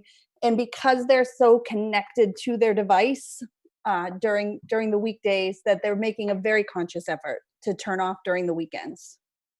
Great. Wendy? Thank you, Kim. Yes, Dan, you have something else? I was just going to ask Wendy Oh, to Brian, comment. sorry. Yeah, I'm sorry. I wanted Wendy to chime in. Yeah, definitely. Wendy? Hi, I actually am going to echo exactly what Kim just talked about. I think if you would have asked me this question 3 weeks ago, I would have had a very different answer than I have for you this evening. But I really feel like our staff is getting into a good rhythm and are having some work-life balance now, where I do think that they are able to unplug on the weekend. Of course, even when we were in the building, we do have those staff members that's just part of who they are and their makeup that do tend to do some work on the weekends. But I think everybody's doing a really nice job now of finding that rhythm, taking that time to decompress and to unplug from their device. Thank you, Wendy. I'd like to see if any of our elementary principals have the same things to say. Jerry? Yeah, I feel the same way. I feel like at the very beginning, it was very difficult for teachers and for parents and everyone. It took an awful lot of time, like 24/7, to get this up and running. Teachers are doing a much better job with the work-life balance, and I think it's coming from administration all the way down, and I think they are hitting their stride right now. Great. Thank you, Jerry. Retta, I saw your hand up. Did you have a question or a statement? Yeah, I guess a statement. I'm wondering if it would be worthwhile to have the presentations first before we go into this conversation, because I'd like to hear, what's happening and get a little bit more of a background before we talk about what we should be doing, because I think there may be a lot of information that will be. Okay. Thank you, Retta. Ellen, did you have something to say? Yeah, I first would like to hear from Suzanne before we go any further, but I have no idea what these presentations are about. They're about remote learning and how everybody is doing within Okay, their schools. oh, that's down here under new business. That was the presentations. Right, that's the next item on the agenda. I mean, I don't mind. I'd like to hear from Suzanne, and then possibly, if the administrators think that hearing about the remote learning would help us with this, I'm fine with that. But I do have some other concerns about this entire discussion, actually, and the causes and reasons for it, which I'll express later when we talk about it. So I'd like to hear from Suzanne, and then find out about if they think that hearing about the remote learning, it will help us in determining whether we think there needs to be a 3-day weekend someplace in May. Okay, perfect. And I know Ginny has her hand up as well, right, Ginny? Did you have a Yes, I did. question? I agree I was thinking along the same lines as Retta. Okay. Before she said it, I was thinking that if we got, maybe an idea of what everybody's doing, that we could make a better decision. Okay, perfect. Thank you. All right, Suzanne, I know Ellen wanted you to say something. Sure. I agree with Kim and Wendy and Jerry. I think that one of the things that we provide as administrators is support and guidance, and we give advice like self-care is important, balance is important. We need you for the long haul, so we need you to take time when you need it. So I think now we are in a good place, and people are finding time for walks and other things that we can do in the spring. So okay, great. Thank you. Ellen, you had another question? No, I didn't want to leave Kathy out. Oh. Thank you. I was about to do the same. Yes, Kathy. I would have called on her after Suzanne was talking. Thanks. No, I agree with what's been said. If you had asked me a few weeks ago, I would have also had a very different answer. But I think groups have really worked together to make some good team strategies, some individual strategies, ways to improve what they're doing so that they can get what they need to out and still have a bit of a work-life balance. So I think, and the other, I certainly haven't surveyed the staff, but the couple of conversations I have had have been a greater level of comfort on their part as well, with not having April vacation, and then but that at that point, let's just move through and get done. So right. Perfect. Thank you, Kathy. Go ahead, Dan. Well, at the discretion of the chair, she can move the agenda around. Yes. And if she so chooses, one of the things I'd like to think about by listening to presentations first is whether 1 day, 2 days, 3 days, 4 days, 5 days, is it a 4-day work week for several days or several weeks at the end of the year, or just a one-time thing? And during the presentation, if the principals can reflect on that, that would be great for me. Right. Yes, that was definitely going to be part of their presentation, was discussing Flex Day. That was discussed also at the SAU. So I am fine with letting our principals give their presentation, and then once we're done with that, then we can discuss whether we do a 3-day or what we're going to do moving forward. So Brian, I'm not sure how you were planning to start the presentation, but I'm happy to kick it off, but I did see Mrs. Bermakowitz's hand up.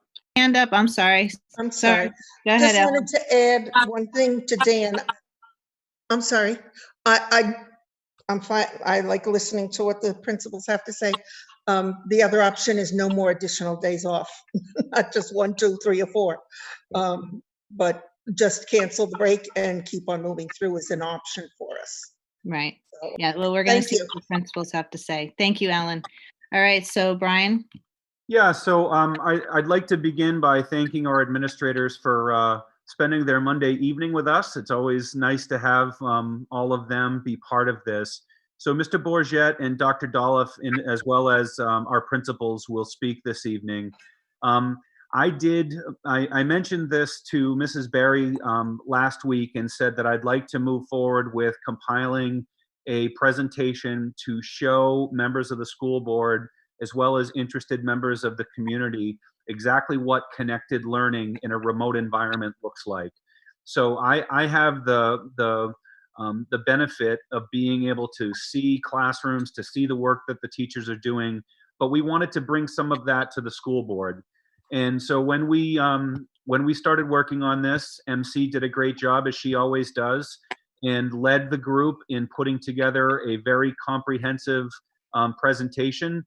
Given the fact that it's already 8:30, I might ask the administrators to maybe speed it up a little bit. I do know that they have 57 slides, so I hope we can try to keep this to about 30 minutes if everyone's patience and tolerance is there. So we will begin with Dr. Dolph, who will give a quick overview of special education.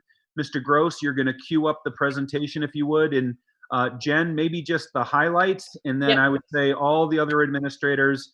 I think that as we get in the cadence and the rhythm of this, that board members and community members will kind of get the point. So maybe we can go through our slides a little more quickly and allow for some time to talk about whether any additional days off are needed, and also whether any administrators feel that we need to give our teachers any more flexibility with respect to something like a flex day.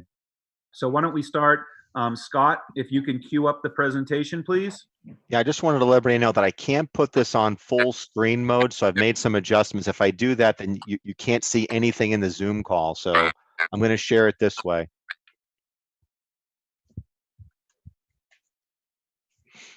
That's Glen Lake. Do you have the special ed, Scott?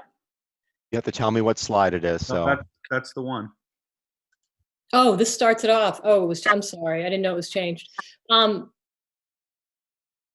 Okay, so essentially our focus, there's been an enormous amount of coordination among folks to get things moving. Our premier focus is student health and well-being. In order for students to be able to benefit from instruction, we're making sure that we have contact frequently with students.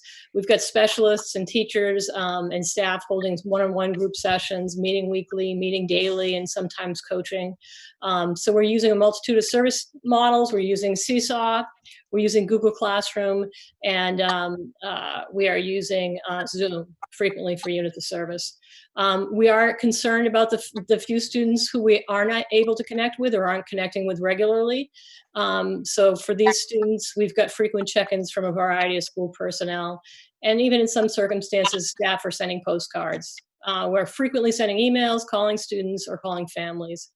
Next slide, Scott. This is the transition has taken a while. We continue to be concerned about meeting all student needs. We've outlined. I can't see the whole slide. I'm sorry. A notice went out initially informing parents that we're changing to an online methodology from the brick and mortar methodology. Then we also sent out a notice seeking permission for small group sessions. So that was really important in the first part of the process. We find now that the majority of students are connecting and engaging. They're really focused on getting their general classroom work done. That seems to be the priority, understandably, but we are providing units of service, related service, and IEP teams are continuing to meet, and we're obligated to continue to meet all of the compliance requirements, as Brian had mentioned. So scheduled meetings are still occurring. We've provided students with explicit directions for the different platforms that we're using. We're providing staff with ongoing professional development. It's been a learning curve. Zoom and Google Classroom and Seesaw are all new to them, and some are continuing to struggle, so we'll provide more. Again, the special educators are providing small group, sometimes larger group. Related service personnel are using teletherapy through Zoom. And then special ed facilitators have developed and are monitoring a paraprofessional schedule. So all of our paraprofessionals are working under the guidance of case managers and facilitators. The paraprofessionals participate in co-sessions with classrooms and teachers. Sometimes they do this prior to then moving off and working and supporting students individually. At this point, nearly all of our paraprofessionals have computers or other devices. The paraprofessionals are assisting teachers with reading, with reteaching, adapting class materials, making lists of vocabulary, slides, etc. So they're doing a lot of the busy work that they can do to help out, to modify materials and make accommodations. The paraprofessionals are participating in team meetings and consults, so they're keeping teachers abreast of what's going on. Students' needs have changed as time has passed. So the schedule is fluid, and there are changes as we move forward. You can go to the next one. Challenges. The challenge that classroom teachers or related service personnel are having difficulty altering materials for connected learning, and they feel like they need to improve upon that and hopefully require less time adapting materials that are being utilized. Another challenge is some families have opted out, and there are some children that are difficult to connect with their families. And some students are really, very few, but some are just shutting down. So we're doing everything we can to keep them connected and moving forward. Another concern raised by some of the staff was the time spent reviewing classroom plans in order to accommodate or modify assignments. They have to go through multiple sites to make sure they're covering all the needs. And then just that connected learning really requires a higher level of executive functioning. And so these are new skills for students who have challenges in some cases. Developing calendars, developing schedules for themselves, getting up on time, all of that has to be taught specifically and directly. Next slide, Scott. So we currently have students in 11 different charter schools and private special ed schools.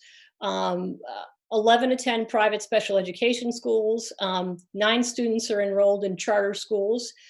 3 students are placed by the courts, and they're residential, so they're staying overnight.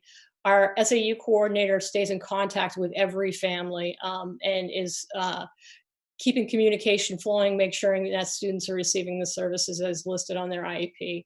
2 of the schools are in Massachusetts. They started off by not providing, but they've since started to provide services. I think there's a lot of room for growth, but that's sort of the status of everything. Nice. Thank you, Jen. Yeah. So we'll move on to Mrs. Stoyl. All right. So connected learning at Glen Lake School. Connected learning, it really is about connections. And we've said that through this, we recognize that families are under stress and our students are in a new situation. And so we really are focusing on those connections. Connections over content is what we say. And making sure that everybody feels like they're connected and supported by the school is our goal. Students are connecting to learning. Teachers, therapists, and paraprofessionals are connecting with students and families in a variety of ways, and you'll see that in a little bit. Students and parents are connecting to individualized supports and resources like technology, interpreter services, and food services as well. We've let some families know about those supports as well, and even just getting paper and pencil out when it's really been necessary for a family to feel successful. Professionals and support staff are also connecting and collaborating with each other routinely, and that's been in a variety of ways. And I think our teams are working harder than ever. Our kindergarten team is just one unit at this point, and they've always been a really great team. But if it was possible, they're even closer now, and I think they spend much of their day together collaborating when they're not working with students directly. Connected learning, we recognize, requires flexibility. And so we've tried to build in that flexibility. So I guess this would be what I would say in response to the idea of a flex day. I think we've tried to build in a flexibility that's actually more flexible than an assigned flex day. So that we're trying to allow flexibility for students, respecting families' unique situations, and supporting their varied schedules. I'll show you a little bit more about that in a bit. We're supporting families' needs, as we talked about already. We're also placing value on all the life lessons right now that children are learning as part of a family that's tackling a big challenge together. This will be what they're talking about with their kids and grandkids when they're complaining about going to school someday. So, and we're supporting parents in their efforts to support their students within the family time constraints. So we've worked through this to find some strategies that are more successful than others. For staff, we have flexible scheduling. So we're allowing them to figure out their schedule during the day, allowing time during the day for homework balance, so that some of them find that they do better starting earlier, taking a longer break in the middle of the day, and then going back, especially as they're managing children in their homes as well in a lot of cases. So we've allowed for that flexibility, encouraged the disconnecting on the weekends, and then support coaching and problem solving is what we're working on with staff, and support for staff who are learning new skills in the face of many obstacles. And so we're trying to allow them to kind of learn as they go too, and feel that that's okay. They're doing a great job. So really, all of this comes down to support and compassion for the many challenges being faced by everybody in this situation, and supporting that work-life balance for all. So in preschool, there's a lot of video instruction going on, and that allows students to see teachers, and it allows parents to access learning at any time. So there are some video conferencing things going on with our preschool classes. However, it's been found to be more successful to offer the videos that are up that parents can access at whatever time works for them. And there are children who have been watching certain videos over and over again, and kids that really just look forward to that time seeing their teacher, and reports from parents about just watching their child's whole demeanor, and they relax and take a breath when they see that reassuring presence on the screen, which is really nice to hear. I think we can go on. We've got, and this slide also shows one of our paraprofessionals, and I'll talk about that a little more. They've been really involved in making videos as well for instruction. Kindergarten has also been utilizing videos for the same reason, and also along that same regard, they're providing a weekly schedule now to support flexible family pacing. So after listening to feedback from families, they realized that having the families having the ability to look at a whole week's instruction and decide what worked for them. Today is just not going to be a good day for math in this house, but you know what? We could do the movement activities today and we'll get that done instead. So we've tried to help families to pace themselves that way by showing them what's there. There's been some different ways. You can see on this slide an email that shows different ways different children solved a riddle that was given by Mr. Tisbert with toothpicks. And there's a different books of instruction basically that have been put together by our kindergarten team, along with letters and videos of messages of support and advice along the way for families. Next, there we go. In special education, our special educators are using multiple strategies, and this applies to related service providers as well, multiple strategies and formats to provide individualized support for students and families. And that includes video conferencing, email, phone consults, video instruction, and then visual supports. There have been materials that have been made and just mailed out to families so that they can support their children with the kind of icons and things that we use in the classroom to help kids move through tasks. Next slide, related services. So there's a lot on this slide, and this is OT and speech. PT isn't here. I will tell you, PT has been working really hard though, and being really creative in how to do this from a distance, and working directly with families. This shows a speech language therapy blog, and we currently have a speech language pathologist and a speech language assistant who is covering for our other speech language pathologist who's on maternity leave. They have done an amazing job. This is one of 6 different pages of activities for that week, and it offers a wide variety of activities to cover speech sounds, and then also different language goals that children might have. In addition to that, they've done some teletherapy and some work with phone consults for parents. We've really had to move to more of an early intervention model where we're doing a lot of parent coaching too, because obviously kids can't really do this by themselves in front of a computer. So it's more like what they're used to before they come to us for preschool. And then occupational therapy, she has a menu addressing different areas of need, and that's over on the left of the screen. And then what you see, all the little video snippets around, Christy Quinonez, our occupational therapist, has worked with our paraprofessionals, and they take all of the different things on that menu on the left, and they make videos of them so that parents can see how to do these things at home with their children. And it has been just amazing watching our paraprofessionals, really, who were really timid about being on camera, just really run with this and do an excellent job. Next slide. ESOL, guidance, and nursing all have a role in this as well. On the left, and it's pretty tiny print, but on the left you can see some of our guidance activities. Those are provided, and that's a regular weekly assignment, but it's always there to support our kindergarteners as well. So it's not just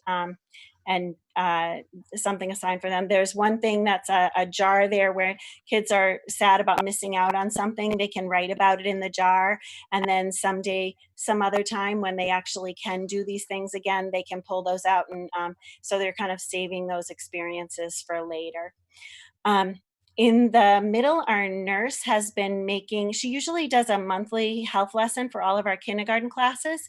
She is now providing a weekly health lesson, which includes a video for our students. And this one was on safe hiking and going on a virtual hike and obeying all those rules of social distancing and good ecological citizenship as well. And then ESOL, Susie is obviously showing her expression as she works through a book, but she's been doing readings online, and then also behind you can see some of the resources she's been providing for families. These are free materials that families can access to improve their English vocabulary. She's also been doing a lot of creative problem solving for a lot of our families who are having extra challenges because of another language accessing materials. So staying connected, we're doing a lot of checking in, connecting people with resources and offering support and flexibility in every way that we can so that we all can get through this and maintain our humanity in all of it. So Kathy, I had a surprise for you. It's Ernie. I can't read what it says. Oh, we love Glen Lake. Thanks, Ernie. I didn't realize you had a cutout of yourself. Okay, we'll move on to Mrs. Pishka.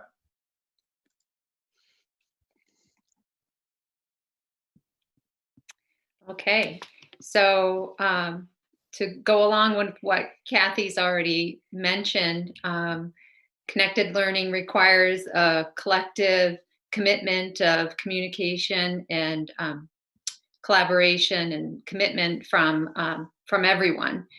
This instructional design and delivery allows students and their families to access the content or participate in learning at their convenience.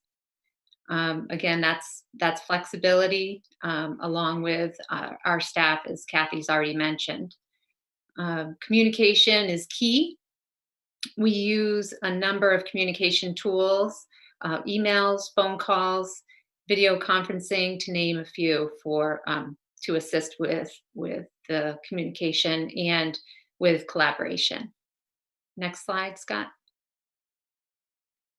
So I thought this was cute. This was on one of our first grade pages. I will teach you in a room. I will teach you now on Zoom. I will teach you in your house. I will teach you with a mouse. I will teach you here and there. I will teach you because I care. So just do your very best and do not worry about the rest. So that is really our message to parents as well. We're trying to reassure them, parents and guardians, that their efforts are very much appreciated, emphasizing that this is a collective effort, and teachers are making videos to kick off the day. They're providing mini lessons and giving directions using those videos. They also have video conferences in small group instruction. They do wellness checks with their students, and then they also do whole class meetings and celebrations. What Scott's on now, this is one of the digital classroom examples. They all look very much the same. They've worked, like I said, consistently together in a uniform way. So if you looked at any fourth grade blog or the Google Classroom pages, you'd see a similar schedule, support right there for parents. They start their day with what I would call an email blast, where the parents receive a greeting and a schedule of the day and links that they can just go right from that email to these other locations. You can change that slide, Scott. This is for grade 1 and 2. This is a picture of Seesaw on the left. And then also, like I said, we utilize the teacher blog. So no matter where you go, it will help you direct to where you ultimately where the resources are. So these have been wonderful tools for parents. The blog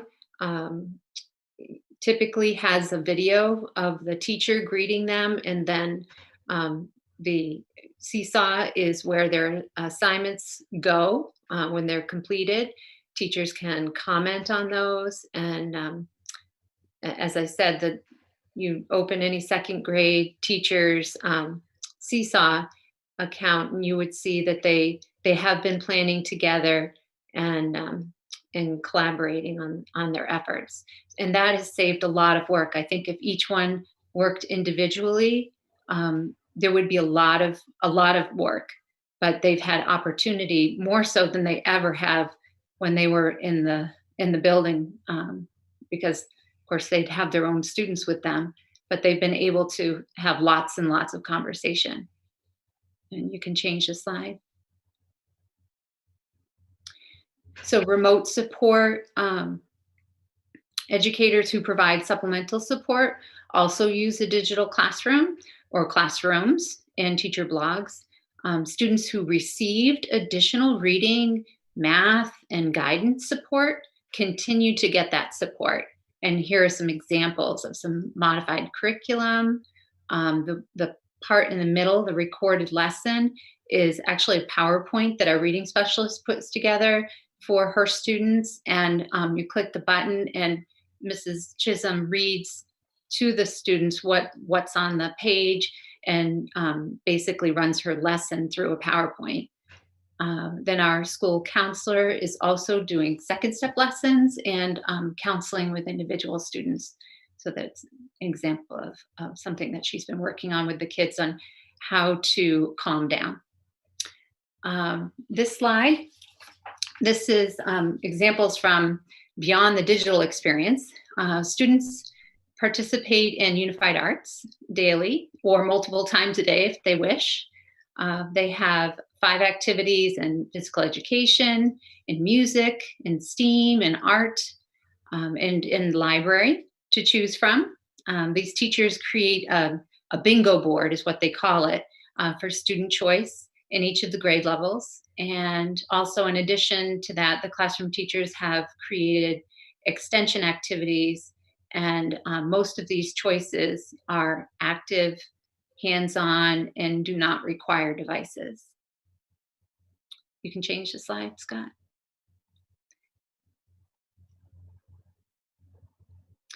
And lastly, school spirit, we still have it. We've been trying to celebrate things in unique ways.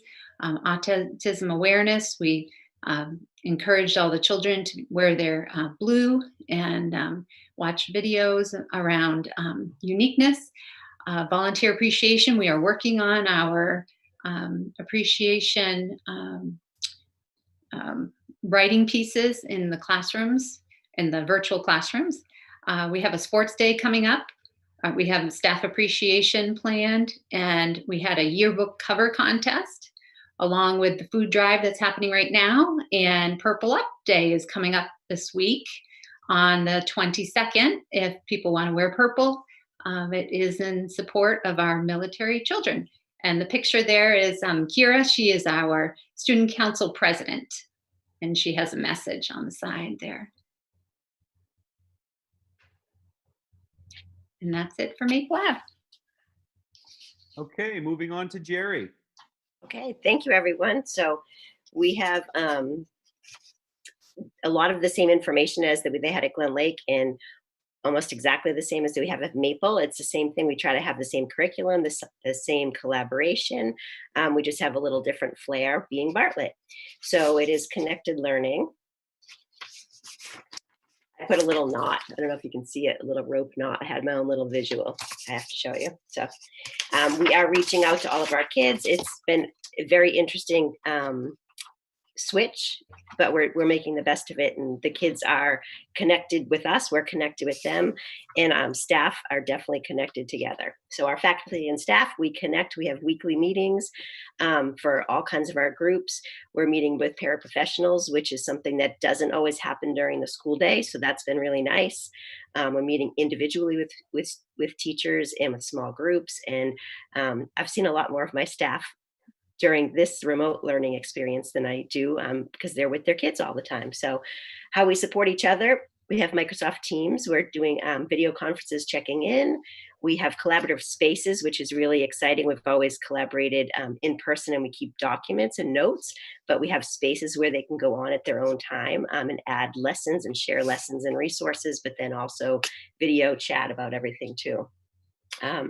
We have health and wellness information that comes out from the nurse, the OT, PT. Everybody in the school has been really good about if they find something that's helpful with the life school balance for the teachers, they send it out to the staff, and it's been very helpful. And we share that at the beginning of every meeting, what we've done, how our family is, and what's working for us. So. We have digital tips, tools, and information from the library and media specialists. We cannot live without our media specialists. So a shout out to her and the whole team across the district. They're working together all the time. And we went from teaching lessons in the classroom to finding out on Sunday night, Monday morning, we're starting with lessons, and we have done an amazing job, and we're continuing to learn. So it's an exciting time. If we can make the most of it, we've learned a lot. And the Bartlett Information Center has a lot of information. We have some very talented teachers who are very tech savvy, and we are all becoming tech savvy. There's also a Google Classroom that we have for, it's like a planning classroom, but it's Google resources for everyone in the school. So that's been very helpful. Family and students. So we have lots of family connections. We're doing ongoing feedback and digital platforms. And what that looks like is in Seesaw, it's the first and second grade platform. You can actually talk to your kids and comment on, the teachers can comment on their work, and all of the specialists can. The kids really love hearing our voices, and we love hearing their voices and seeing their work there. We reach out via email and phone, video conferences, Facebook updates. We're continually in contact with parents. So the student connections are super fun. I'm lucky. I've been, like Steve said, I've been doing some of the food passing out, and it is just so adorable when you see one of the kids in the car 6 feet away with the window down, and just making that connection. It's great. Student that's connecting in all different ways, the same as with the families. And like we said, phone conferencing, video conferencing with their teachers, with their specialists, with counselors, OT. It's the connections are everywhere. So this is just a quick thing on the top. It just shows one of our fourth grade teachers, how she commented about how proud she was about her students. And they really look forward to this. And the parents are enjoying this because the parents are hearing the same messages. Typically, sometimes kids go home and they say, I don't know what I did today. We didn't do much. Well, this way the parents are seeing it. So I think the parents are enjoying this too. So the beginner string lesson, Mrs. Price has transformed her education, and she's making videos, and she's continuing on with strings lessons. We've even sent home the recorders.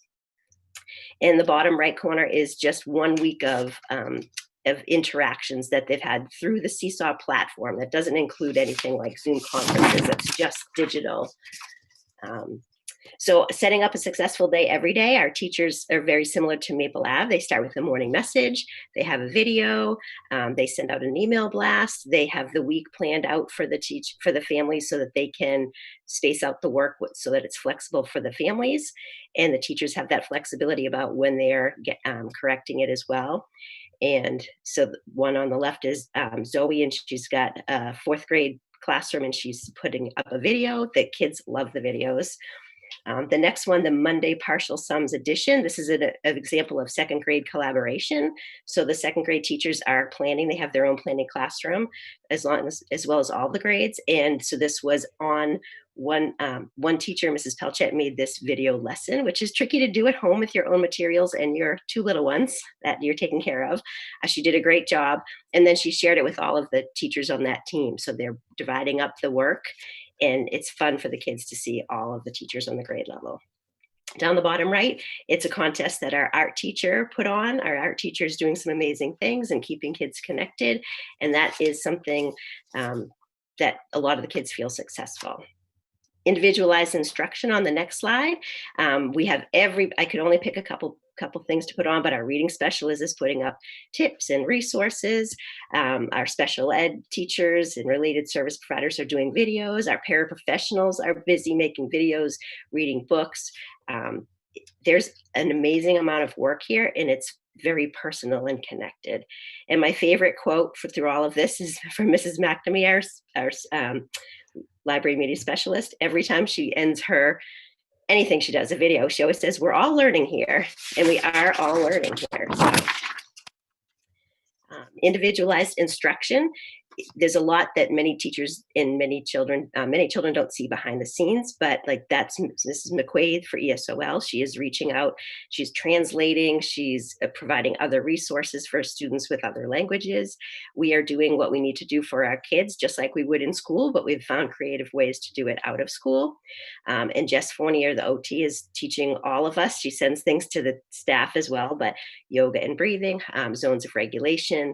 Our guidance counselors teaching second step, our nurses doing health lessons. We're individualizing for each individual student, but also for groups and for the class. And my last slide is we take care of each other as we do across the whole SAU. The Meals for Kids has been great. The food bags before that was wonderful. And if you have time to click on it at some point, the Bartlett teacher video is a 3-minute video with just all the teachers with a message for the kids. So we're very connected. That's all. Thank you, Jerry. We'll move on to Wendy. Okay, thank you, Brian. We'll go ahead to the next slide, Scott. So I wanted to start off by talking about the strong communications that we have at Mountain View with parents, our frequent emails, not only from the administrative team, but from our teachers as well, our really strong social media presence. The week of March 23rd, we had a virtual Spirit Week and posted pictures not only on our website, but on our Facebook page for families and for students to be able to enjoy. On April 6th, we did a video slideshow with messages from our teachers, with shouts out to our kids, and we also put that on our website. And coming up soon, we have a virtual talent show where students and staff can submit some of their best talents, and we're going to put that up again on our Facebook page and again on our website. I also am updating our principal's message at least once a week. Usually it's 2 to 3 times a week to make sure that parents and community members can stay engaged in what's going on. With our staff, we have frequent emails, department and team meetings, full staff meetings. On Monday mornings, I host a coffee and questions with Wendy where staff can come in and ask questions or just talk. Again, that goes back to that life-work balance. We have those discussions. And then we do a lot of Zoom and Big Blue Button small group meetings, not only with our students, but for professional development as well. Our teacher website. So I wanted to talk about this briefly because we received some feedback from parents that were looking for some more specific information about what was going on in our Google Classrooms. As many of you are aware, our Google Classrooms are password protected. And because of that, a number of our parents who are leaving the house to go to work during the day, or perhaps have a middle school student who's doesn't have to work right next to a parent, they would love to know what's going on. So we are keeping up with our teacher websites, and what you're seeing up there is kind of our essentials that we've asked all of our professional staff to have up with the agenda, which is either updated daily or weekly so that kids and parents can stay up to date. Our essential questions of the content that we're studying, and we've put that up in kid-friendly language. Due dates for assignments, and those assignment names not only mirror what's in Google Classroom, but also are mirrored in PowerSchool as well. So as parents are keeping up with grades, they can see that in there. The teacher office hours are links to Google Classroom, and then any reminders or well wishes for students. So again, this is just another resource, like I said, not only for our students, but for parents also to know what's going on. Go ahead, Scott. This is just an example of parts of one of our teacher websites, just so you can see that with the essential questions, what's going on each week, and there's a couple of weeks up there and all of those links. So moving on to Google Classroom. So our teams of teachers have their regular Google Classroom set up for their students to go in, but we've also created teacher workspace Google Classrooms, that all of our special education case managers, our service providers, administrators, and then everybody in that department has access to. So this is a spot where we can go in and we can collaborate and edit work and share work so that the workload becomes manageable for everyone. Our case managers are able to go in to the classwork and into the streams and be able to get classwork out so that they can accommodate it for any of our special education 504 or other students who need some modifications or differentiation. We also are continuing to use our Pearson Science, our Big Ideas, our Everyday Math, and our Wonders program, as all of them have an online component as well.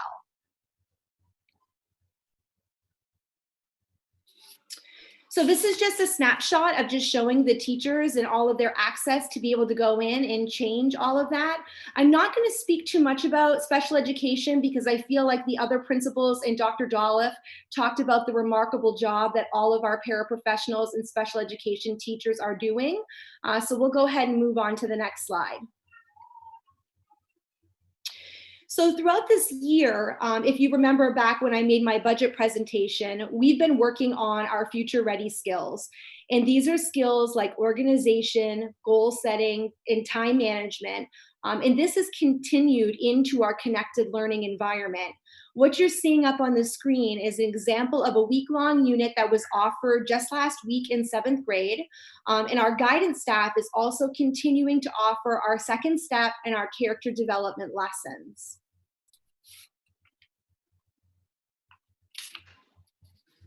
Our information center, just as when the school building is open, continues to be our hub, not only for students, but for staff. The Information Center has been offering tutorials for students and for staff on all aspects of Google Classroom and the different tools that it offers. It's also offering access to ebooks, audiobooks, makerspace activities, digital citizenship lessons, and a number of enrichment activities are also housed in this section. You can go ahead to the next one. And that's just another just showing, and we've set up a revolving amount of videos that are in there for students and parents and staff to be able to access to keep up to date on Google Classroom and all of its uses. So for enrichment activities, for those students who are looking to move beyond what's going on in the regular classroom, we're beginning to offer a lot of those choice activities to extend their learning. You're seeing some of those examples up on the slide in front of you. For example, our 7th grade science department just put out an engineering activity of creating a birdhouse or a bird feeder using household materials. And they collected photos and videos, and some of them were pretty remarkable. 7th and 8th grade math also offered a Shark Tank web quest. We have an egg drop challenge that's for all grades. And then we have some links to some virtual tours of places like the aquarium, Yellowstone National Park, and we're continuing to grow on our enrichment activities as we go through. In closing, I want to make sure, and actually you're seeing some of those birdhouse feeder enrichment examples that some of our 7th grade students made. They did truly, like I said, a remarkable job, and this was optional activities for the students to be able to do. I think in closing, I want to make sure that I am addressing that question that you asked about teachers and the notion of that flex day. I think it's important for you to know that I trust my staff to not only know themselves, but to know their students and what makes sense for them. And I almost feel like with the governor making his decision on extending remote learning for the year, that the teachers understand that this is a marathon now and it's not a sprint. And I am in support of them knowing themselves and knowing what their kids need and being able to offer things like enrichment activities as an option if they need to for a day, offering multi-day projects or assignments so that students, again, are working on those executive function skills, and it allows the teachers some breathing room. the use of those second step lessons that are offered through our guidance department, having an error correction day, but I support them in using that flexibility where they see fit rather than assigning it. Because like I said, I do trust them to know themselves and to know their students and what works well. Thank you, Mrs. Kohler. Moving on, lastly, to Mrs. McCann. Thanks, Brian. One of the things we did when we started out is we've looked to gather some information from our staff and our kids as we've gone along, so we could have a little bit better of an idea of what's working, what's not, and continue to make adjustments. So I want to share a little of that data first. And if you look between March 27th and last week, we've seen huge growth in our comfort level of our staff with this new and exciting delivery of instruction. Looking to really have the graphs be the blue and the red, really showing the highest level of comfort for our staff. And you can see that gap has dramatically closed, and we've seen 20% of our teaching staff move out of the orange in the last 3 weeks. So really, really seeing growth in comfort with that. If we look at the next slide, Scott, in terms of taking care of themselves, the blue is good. We have almost 90% of our staff who is choosing to participate in available collaborative opportunities. So this is working together through virtual meetings, virtual trainings, getting together for planning of instruction and assessments. Almost 85% report that they are finding time during the day to make time for themselves, take a break, take a walk, and have that balance. And that, as I mentioned earlier, a good chunk of them are saying that they're able to disconnect on the weekends. So real positive trends in terms of where folks are at as we continue to work in this new world. In terms of our kids, self-reporting, they're telling us that they're finding their teachers are primarily posting new assignments 2 or 3 days a week. And this really speaks to the flexibility that our approach and our schedules have given to both our staff and our kids. Kids really would prefer, they're telling us, for more of this graph to be in the purple. They really like when everything is laid out at the start of the week and they can plan how they're going to really use their time over the course of the week. And we're continuing to move towards a goal of seeing that purple grow a little bit more as well. And kids are telling us they're getting a lot of time to finish the work that's being posted. It's not as if something's going up and it's due later that day. More than half of their, or close to half of their assignments, they have at least 48 hours or 3 days to complete. And in terms of the amount of time that they're spending working during this school day, this is self-reported, and obviously there's a lot of factors that go into it and influence it, but we're really pleased with the amount of red and orange that's on this graph. These are our kids who are spending 3 to 6 hours a day working on the assignments and the lessons and engaging in the instruction that's being posted. Not loving the 10% in the green. This is kids who are telling us they're doing 7 or more hours a day.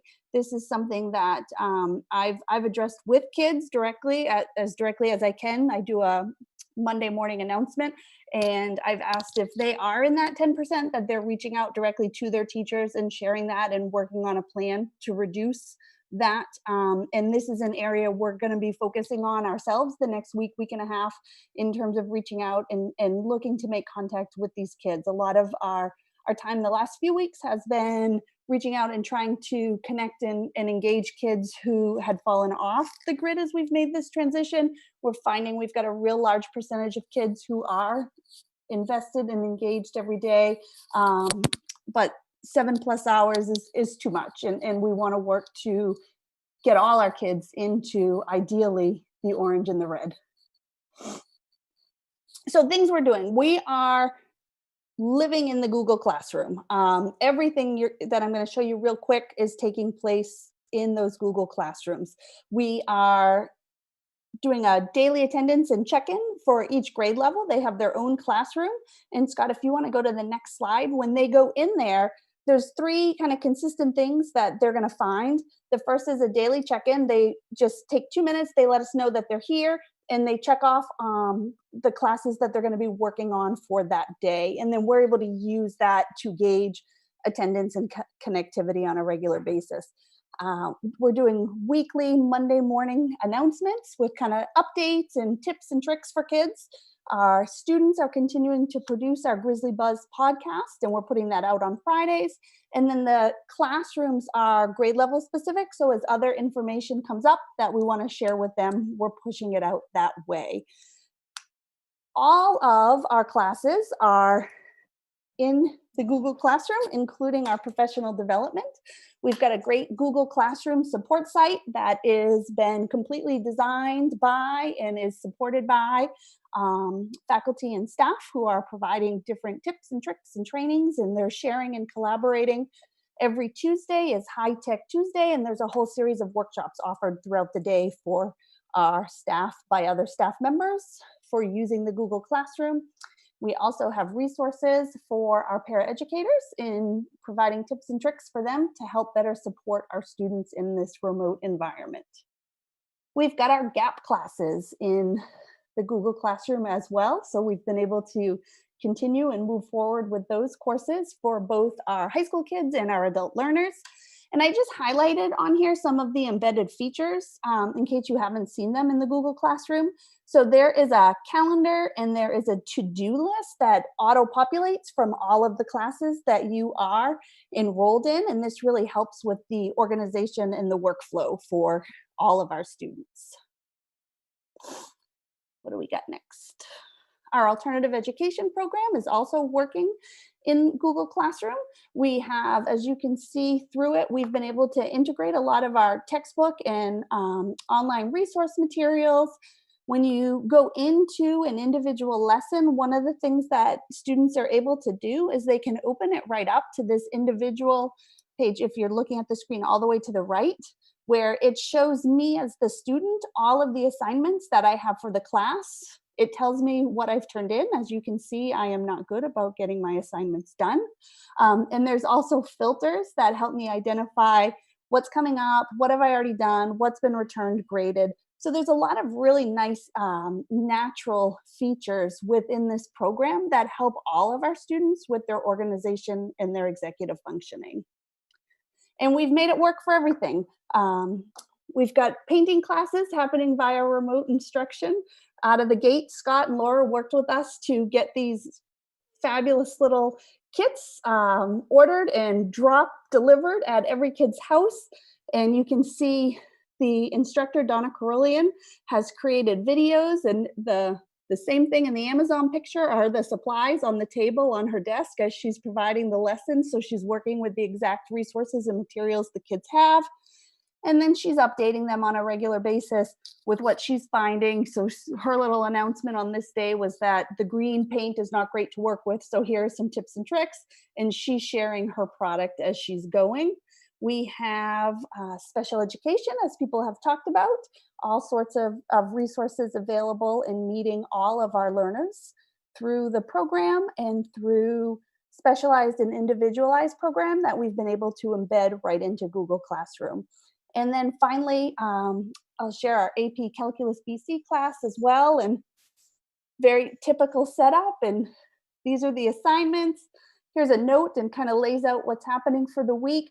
But also I wanted to end with this because I think it's really reflective of where our teachers are at and the importance that they're placing on our kids and our families finding balance and taking care of themselves. So the final assignment that she had for the week for the kids was the hour challenge, that over the course of the week, they took an hour, whether it was in one day or broken up over the course of the week, to do something that they love, that was not math related, that is not school related, and that they share with her a picture of what that is and a little paragraph about that. And she's putting all of those together to share with the class. So it's just another way to stay connected, continue those expectations. We're continuing to push through and have them ready to take that AP Calc BC test in just a few weeks, but at the same time, really balancing all of this and all of the life right now that we're experiencing. Well, thank you, Mrs. McCann. I would say that's exactly why I'm so proud. When you look at the quality of the work that's happening, the leadership that it takes to pull this off, and the remarkable work that our teachers have done. So we could have gone on and on, but I wanted to at least give you an overview of the many outstanding things that are happening in our connected learning plan. So I couldn't be more proud of the work that you just saw. And I might stop there and ask if any board members have any questions for any of the administrators or anything that you'd like to know more about.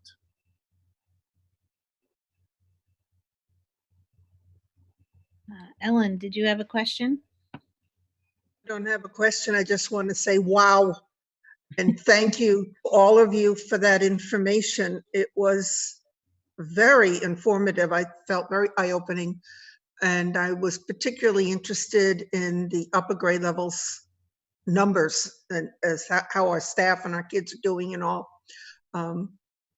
It's impressive. And I have a feeling, nobody needs to answer, but that what our staff and kids, how they're learning in this remote environment will impact our educational methods going forward after this year. I can see some really positive things coming out of this as we move forward and get back to what we're going to call well, I don't like using the term new normal, but make it a bit more interactive with kids through the computer. So thank you very much for all that information. Thank you, Ellen. Dan, you had something to say? Yes, I want to thank you all for this because it really did pretty much answer my question at first. And without a lot of convincing on my part or somebody else's part to me, I'm going to have a hard time voting to change anything that we're doing right now. Yes, well said, Dan. Is there any other questions for any of our principals from any board members? Any statements? Ginny, you have something? Go ahead, Ginny. Okay. I think that your presentations have been amazing. And I do see some flex in what's going on in your programs for the students and the teachers. I also see an awful lot of work being done, or I'm thinking that there is, on the teacher's part in producing videos and new plans and on a weekly basis. I'm hoping that they really are not overdoing, knowing that teachers are teachers and they're going to come up with the very best product that they can get. Kim, your information was helpful.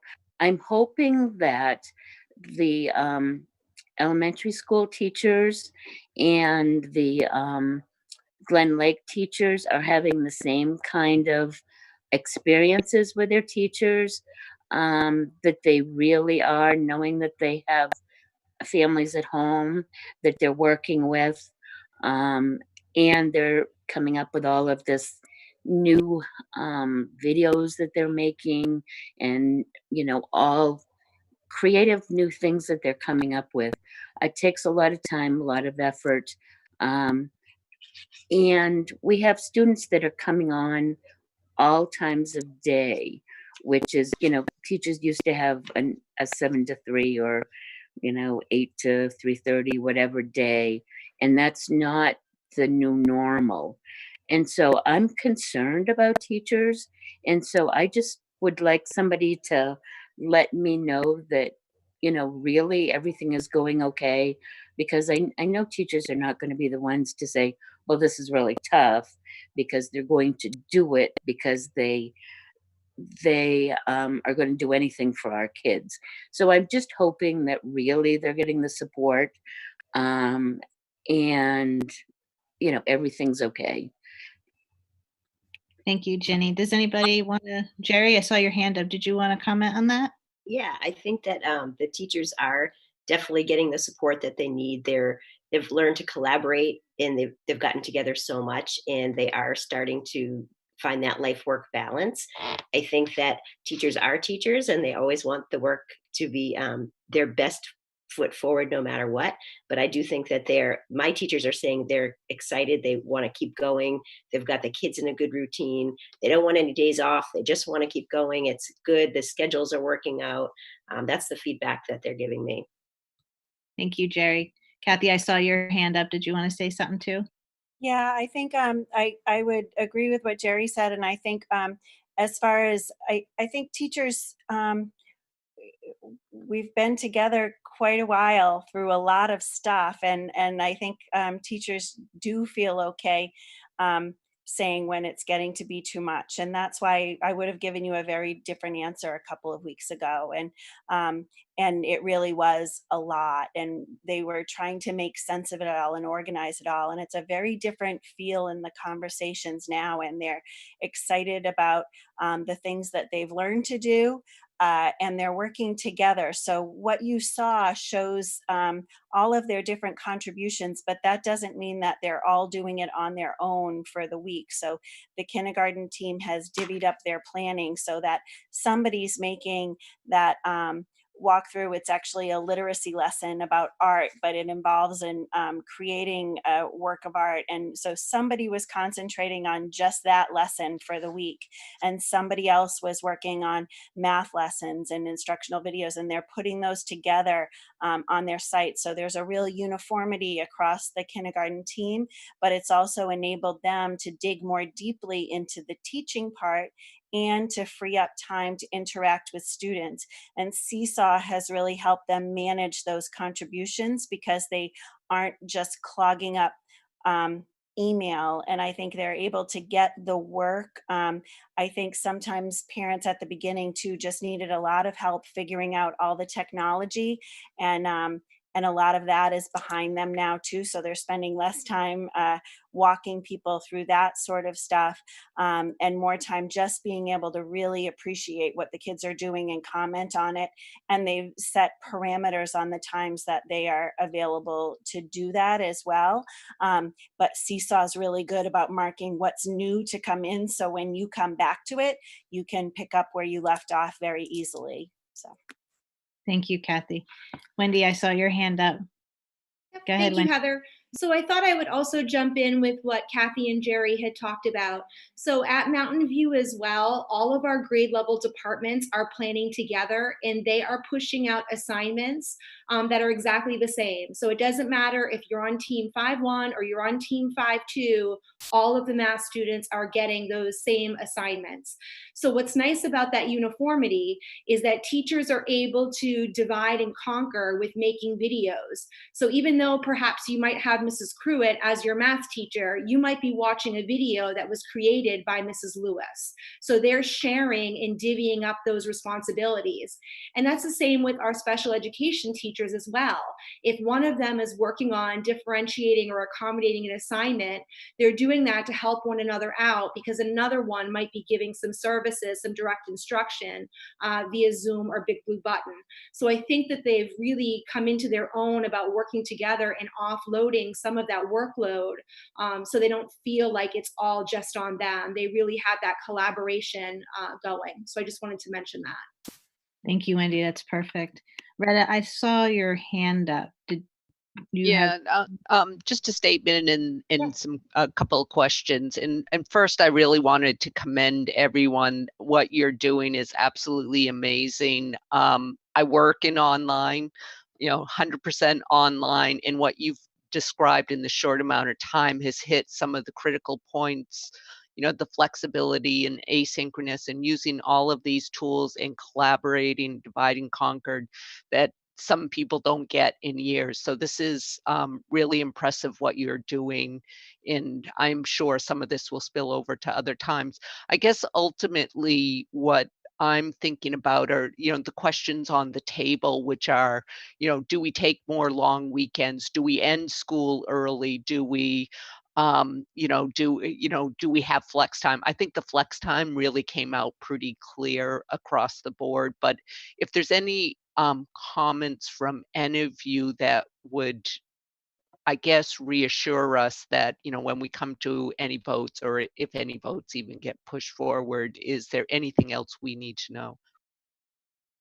Thank you, Retta.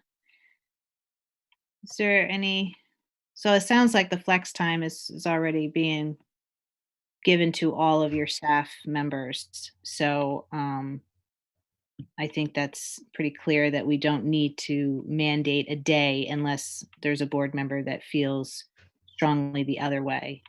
Then we can discuss that. The other thing, oh, go ahead, Ellen. I'm sorry, it's okay. What I heard really helped me a great deal with some of the concerns I had as I relate to the discussion from last week.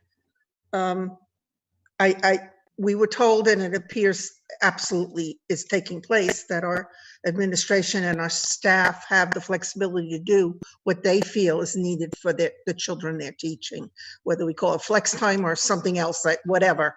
But that is in fact happening, and it appears that there's a great deal of connectiveness, not only between and among staff, but with the students as well, and hopefully with their parents, maybe at the lower levels, to help them.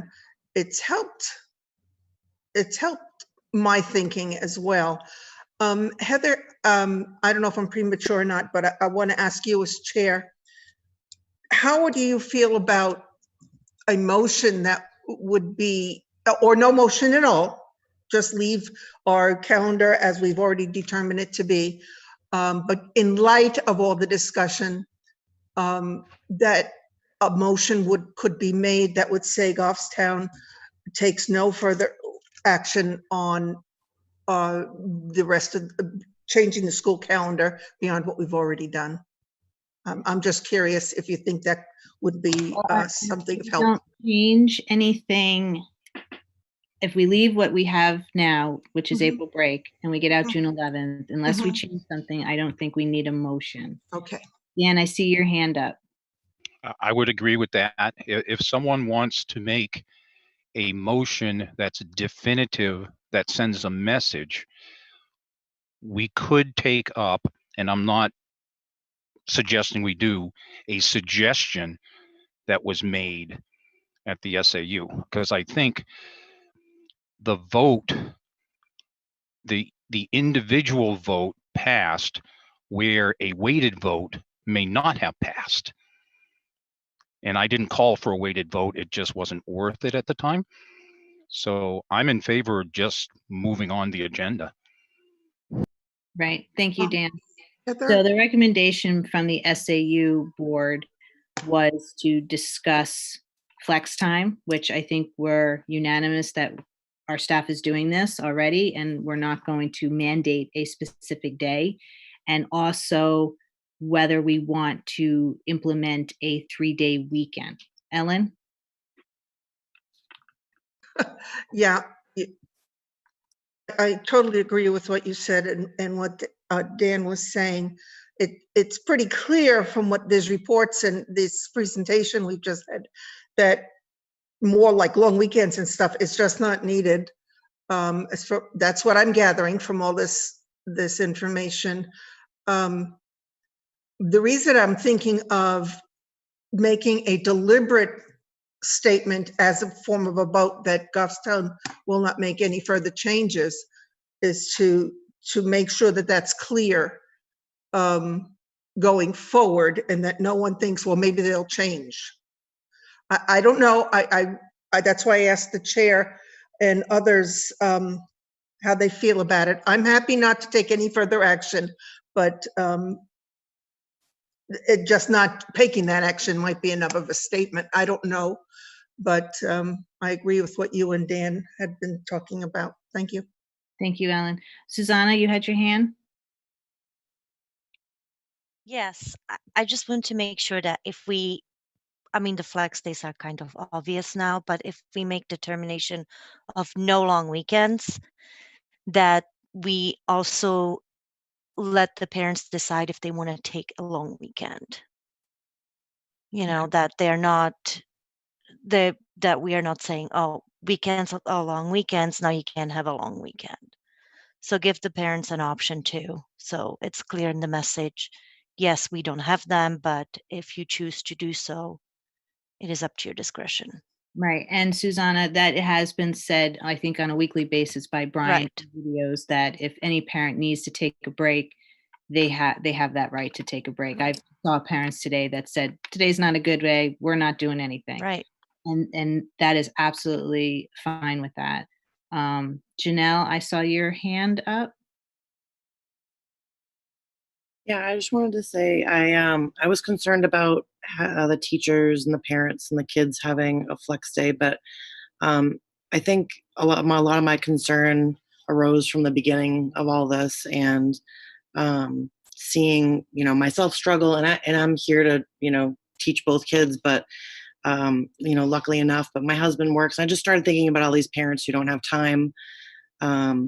Because they're both working full time and getting home at 6 or 7 or late and not having time to sit down and work with their kids individually, that this might give them a chance to catch their breath and reconnect as a family. But I think from what I'm hearing, it sounds like we're finally getting into groove, and I feel that myself too.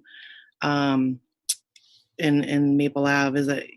And in all the schools, it sounds like we're starting to get into a groove, and I am tending to lean more towards thinking that, just pushing through here is what's going to be best for the district, the kids, and the teachers and everybody. Thank you, Janelle. So it sounds like, I've heard there's still a couple of board members who haven't spoken up, but it sounds like the flex day is off the table. And the question is whether we do 1 3-day weekend. We already have Memorial Day. That is part of the schedule. So I'm willing to take a consensus to see if everybody's good with that. I don't feel that we need a motion, because we're not if we decide not to implement a 3-day weekend, we do not need a motion. Dan? I am in favor of the last day of school now being June 11th. Okay, thank you, Dan. Does everybody else seem to agree with that? I can't see Tim or Jared. Can you do a? I agree with that. Okay, Jared? I'd make a comment if there was a motion on the table at this time. Everything that's been said has been said. Okay, all right, thank you, Jared. Ellen's good. So it looks like, Brian, do you need us to do a motion or anything? No, I do appreciate your thoughtful consideration of this. I think that the administrators did a really nice job. I think the teachers are doing an incredible job. I hope it was clear to everyone that we are focusing on mental health. We're focusing on people's well-being, self-care. All of those things are part of our connected learning model. So at this point, what I would plan to do is tomorrow morning, I could do it this evening, but I don't want to probably send something out after 10 o'clock at night. But I would send a notification to parents with a revised school calendar, and I would let them all know tomorrow morning to expect that we will work through April vacation, and the last day of school will be Thursday, June 11th. Right. Yes, that'd be great. And I know I think I speak on the whole board that all of you guys putting together this presentation was amazing. I think it helped a lot of us see clearly what's going on in all our schools day to day, and it really helped make decisions. And I really appreciate you all taking the time to be on here and answer all of our questions. Thank you very much, because I'm sure that took a lot of time to put together. Yeah, Heather, I would like to kick them all off after That's I make one final comment that Mrs. Berry sitting quietly is not reflective of her massive contributions to this. So MC, thank you for all of your continued efforts. And it's great to hear the individual musicians play, but without a conductor, it doesn't always sound that nice. So thank you for that. And I would tell all of the administrators, go to bed. Yes, thank you very much. Good night. Board members, we still have a few more things to go through. Heather? Yes. It's Denise. Yes, Denise. When we first started off this conversation, we had a motion. Ellen had moved that the Goffstown board go along with the overwhelming survey and unanimous support of the Goffstown board that we cancel the April break, seconded by Jared Talbot. And then we didn't go anywhere else with it. So I'd need a vote on that. Oh, I thought we did vote on April vacation. I didn't grasp it. Okay, we could do it again. No worries. All right, so we have the motion for canceling April break. Let's go ahead and do a roll call. Dan? Yes. Ellen? Yes. Tim? Yes. Susanna? Yes. Nell? Yes. Jared? Yes. Ginny? Yes. Retta? Oh. I think she's trying Yes, to. no, my space bar didn't work that time. Yes. Heather, yes. So Denise, we're unanimous. Thank you. Thank you. All right, so moving on to contracts. So is this Scott with Northeast Sheet Yeah, Metal? I have several. So I just wanted to update you on contracts that are upcoming.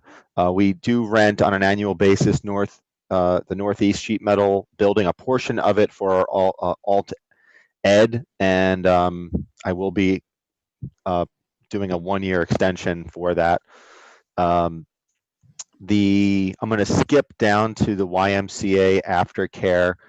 We had discussions about whether or not to have an agreement for before and after school care and having agreements. And I've spoken to you about that and my concerns with having those agreements in place. And I've also had discussions with the YMCA, and my recommendation is that we continue to affiliate ourselves with the YMCA, but their relationship will be bound by our facility use policy. And I need your authority, because in terms of the facility use policy, it's bound in terms of specificity, in terms of how much I can charge them based upon half day, a full day rental. Theirs is a lot different than any other typical use. I would need your authority to enter into, I guess, a special schedule with the YMCA, because they do use Bartlett and Maple Avenue. They use the gyms, they use classrooms. Theirs is a very unique situation. It would not fit within the fee schedule that you have in your facility use policy. Okay, thank you, Scott. Ellen, I saw your hand up. Yeah, thank you.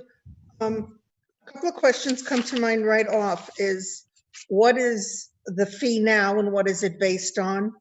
And two, the before and after school programs, I believe that children and their parents pay for it. Am I correct? That's correct. Okay. What is it currently, and what would you see it happening afterwards? And would that impact whether we have a before and after school program? In public session, I don't think it would be wise to have a conversation as to what I think it should be. I believe they pay $2,000 a year to use the facility, but I would rather not have a discussion what I think it should be. I would share, if I may, Heather. This program is incredibly important to families. We have a lot of families that rely on before and after school care. And I think specifically, Mr. Gross, what you're looking for is a fee waiver for policy KF as a special consideration for the before and after school care program by the YMCA. Okay, thank you, Brian. Dan, go ahead. And I would think that that fee waiver would be comparable to what they're paying now. So it's not really a fee waiver, it would be a fee structure. Yes. Or did I hear you? You're correct, Dan. I'm asking, and I can come back to you later, or we can discuss it in a non-public session. And tonight's probably not the length of this meeting, not a good time to do it. And I don't need it to be urgent, but I would be asking for just it is a waiver of the structure, but it'll be allowing me to negotiate a different fee with the YMCA. Could we not just direct administration to do that on our behalf and then come back with a recommendation? Yes, that's fine. That's fine. So I'll come back to you at a subsequent meeting, maybe the next one or the one after that, with a recommendation as to what I think it should be. Fair Okay. enough. And that would be in a non-public session. Right, so we need to make sure we can figure that Yes. out. Okay, so that'll come back on potentially the next meeting or the meeting after? Right. Okay. All right. Is there And- anything else? Oh, Yeah, so. go ahead, Dan. I think we need to actually make a motion, Scott, to renew the Northeast Sheet Metal contract. Yes, you would. Okay, I make a motion that we extend and renew the Northeast Sheet Metal contract for an additional year. Correct. Okay, thank you, Dan. Is there a second? I'll second that, Susanna. Thank you, Susanna. Is there any other questions? Okay, seeing none, I'm going to do a roll call. Dan, Yes. Ellen, Yes. Tim, Yes. Susanna, Yes. Janelle, Yes. Jared, Yes. Ginny, Yes. Retta, Yes. and Heather, yes. So we're unanimous, Denise, for the Northeast Sheet Metal. All right, Scott, is there anything else with Yeah, this? so I have two transportation contracts. I have spoken with you in non-public session about the two providers. The first is special education, Durham Transportation. I have discussed this with them, so I can publicly say that their contract is a 3.8% increase in the first year and then a 3% increase in the next 2 years. I have had that transportation contract reviewed by our attorney at Soloway and Hollis, and Attorney Snyder reviewed it for both the Goffstown board and the New Boston board as well, and split the cost on that. So that has been vetted. I also inserted language just recently due to what we're going through right now. That gives us a little bit more flexibility. I used words like epidemic and pandemic in terms of our ability to cease paying, and that is currently with Durham and Goffstown Truck Center. I will tell you that both providers were not surprised by me asking for that paragraph late in the game. They've seen it before. So I do believe that they will add that to our contract. So, with that, with regard to Durham, we'll do that one first. Again, that was a 3-year contract, and that was with 2 option years as well. So I would just need your authority to execute the contract again, pending final, verbiage, but I'm pretty confident that's going to happen. Okay, thank you, Scott. Is there a motion for Durham? I'll make that motion. Thank you, Tim. Is there a second? This is Jared. I'll second. Jared, second. Sorry, Janelle.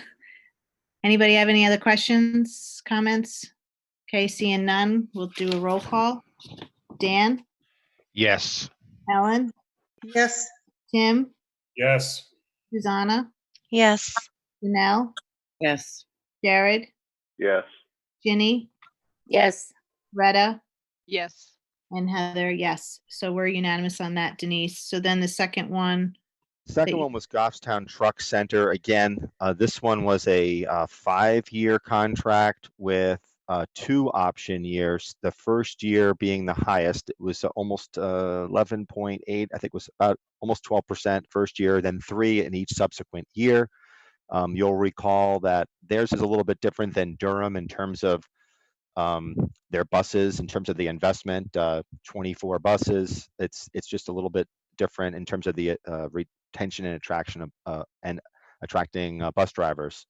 That said, I spoke with the management over at STA regarding that same language. Again, he was not surprised by the language. It was similar language that a fellow BA and Pelham had it in their contract, and when I saw that, I'm like, we probably should add it to ours in terms of what we're going through right now. So again, that's just pending their agreement to insert it. I'd be prepared to execute that contract as well. Okay, thank you, Scott. So And that was what, and we also this is all that we budgeted, so it all fits in line with what we budgeted in the upcoming FY21 budget. Okay. Do we have a motion for the Goffstown Truck Center? Ellen? Yes, I move the approval of the Goffstown Truck Center. Okay, thank you, Ellen. Do we have a second? I'll second that, Susanna. Okay, thank you, Susanna. All right, any other questions for Scott? Tim, did you have a question? Nope. Okay. All right, so we're going to do a roll call. Dan? Yes. Ellen? Yes. Tim? Yes. Susanna? Yes. Janelle? Yes. Jared? Yes. Ginny? Yes. Retta? Yes. And Heather? Yes. So we're unanimous, Denise. Okay. That was Is that all I had. that? Yeah, and I just wanted to say before I'm not going to be on it after this. I was really unbelievably impressed with those presentations. I am so proud to work for this school district, and seeing what my peers did, it's just amazing. It blew me away. Yeah, thank you, Scott. Well said. All right, so Brian, board authorization request. You need some motions to grant continued authorization to the superintendent under temporary regulations. The motion has been typed up. If somebody would like to make that motion. Is I this can the make that. Jared thing or, okay, go ahead, Jared. Oh, I say that as I'm trying to pull it up. I think it was Tim. Yeah, 1 second. Pulling it back up. I would make a motion to, Brian, do we need to reference the previous one in this that you have typed up there in the request? Yeah, would it be helpful if I read it? I mean, I have it in It front of would. me. It's, yeah, go Yes, ahead. it would. Okay.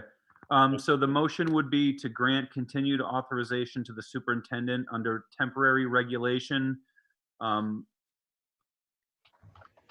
Sorry, I've got a little tiny screen here. Under the superintendent's emergency operation plan for COVID-19 is a temporary regulation to policy EBCF, pandemic epidemic emergencies, and to grant the superintendent or his designee authorization to respond at his discretion to changing public health circumstances, and to allow the superintendent the ability to modify or adapt school board policy as needed with an update provided at the next successful school board meeting. Thank you, Brian. So Tim, you make that motion? I make that motion. Okay, thank you. Who would like to second? Janelle? Okay, thank you, Janelle. Janelle will second. Any questions before I call roll call? Oh, Jared, do you have a question? Unfortunately, again, I will be voting no on this as there's no sunset expiration date listed within the motion. When I look at our prior meeting minutes, we've always added that this would be valid through the next successful school board meeting or May 4th, which is May 4th. Currently scheduled for. We already add those words to the end. Yeah. I did. So unless But there's an amendment, I will not be able to vote yes on this. and just for giggles, Heather, Yes. the governor has extended the school year to ever. Nothing in June. Nobody's going back to buildings. Right. Is that also a presumption that he has extended, or can he extend that remote learning without having extended the COVID-19 pandemic emergency? It's kind of like a legal question. Ryan? Yeah, I would say I did include the sentence until the next, and with an update provided at the next successful school board meeting. Right. Mr. Cloutier is absolutely correct. The governor has closed schools for the remainder of the school year, so the May 4th date is gone. At this point, I would say for the remaining duration of the 2019-2020 school year. And we also need to remember, for extended school year, we have a number of special education children, as well as Title I and some regular ed students who participate in our summer programming. So we'll need to think about this a little later in the school year, but this will continue. The circumstances will need to continue into the summer as well. Right. Go ahead, Dan. As a follow-up, we can always rescind this permission at a school board meeting. So given that the governor has said remote learning, this gives the superintendent, rather than 2-week planning sessions, the rest of the year to get things done, update us at every successful board meeting. And if we don't like what's happening, we use our authority. Right. Thank you, Dan. Okay, so I have a motion on the table. We have a second. We've talked about it. It says to the next successful board meeting. Is there any other questions? Okay, I'm going to take a roll call. Just to be clear, because I want to make sure that we all understand, he's getting permission for the rest of the school year, because I believe the motion said with an update provided at the Right. next session. So this gives him till the end of the year, and I want that in the notes, so to speak, that Mrs. Moran is taking in the discussion. That's what I'm voting on. Okay. So where's the till the end of the year actually within the verbiage, I guess is my question. It's right where the end of the year is not within the motion itself, Jared. It simply reads, it's section C of the agenda. It does not say till the end of the year in that. If I may, Heather. Yes, Brian, please.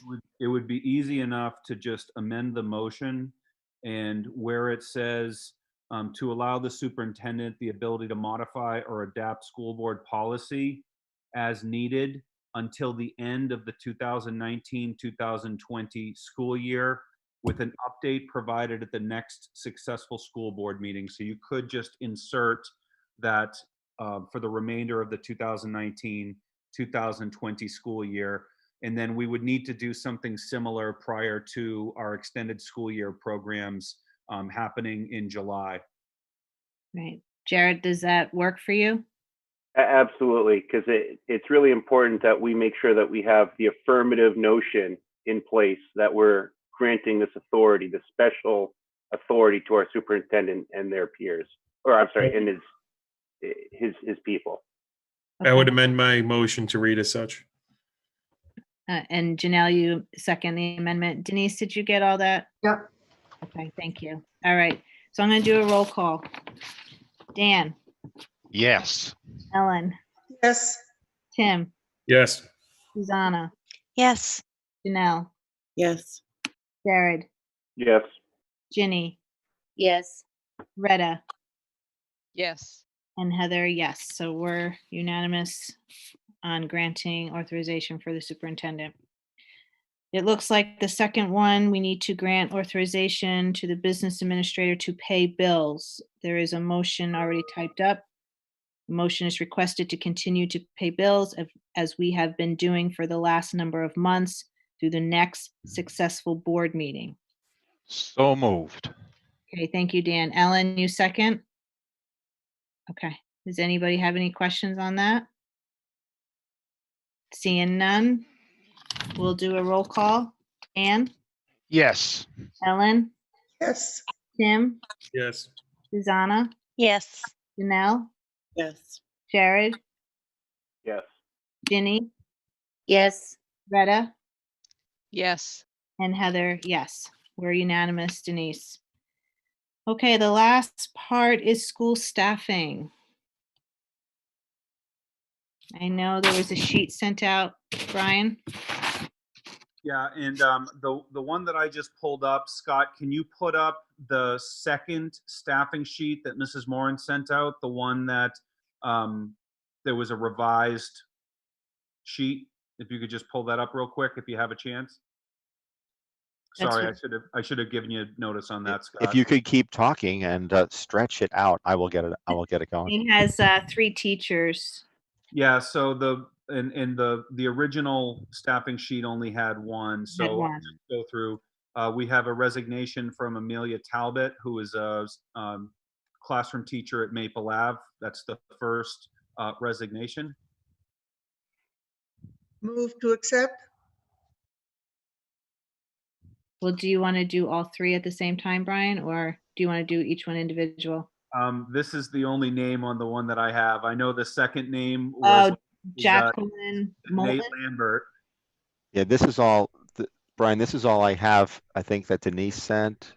This one, Amelia Talbot. No, she sent another one. I got it. Okay, hold So on. it was Nate Lambert, and I can't remember who the third teacher was. Jacqueline. Look at today, Scott. Oh, right, Jackie Moulton. Jackie Moulton is a part-time physical education teacher at Bartlett. And Jackie, this will be her second retirement. So Jackie was a New Boston teacher that I absolutely think the world of. And Scott, that's okay. Don't worry about it. Don't worry about it. So it would be those three teachers. And Nate Lambert, I'm real sorry to see Nate go. But Nate's going to be moving away from this part of the country, and I wish him and his family well as the other two. And he's high school biology. High school biology. Okay. So Move to accept it. Thank you, Ellen. I have a motion from Ellen. Oh, Jared, did you have a question? No, just a statement. Just as for the teacher resignations, Amelia Talbot, no relation. So therefore, I'll be voting on this. Okay. Thank you, Jared. That was a good point, Jared. That is a good call. Yep. So do I have a second?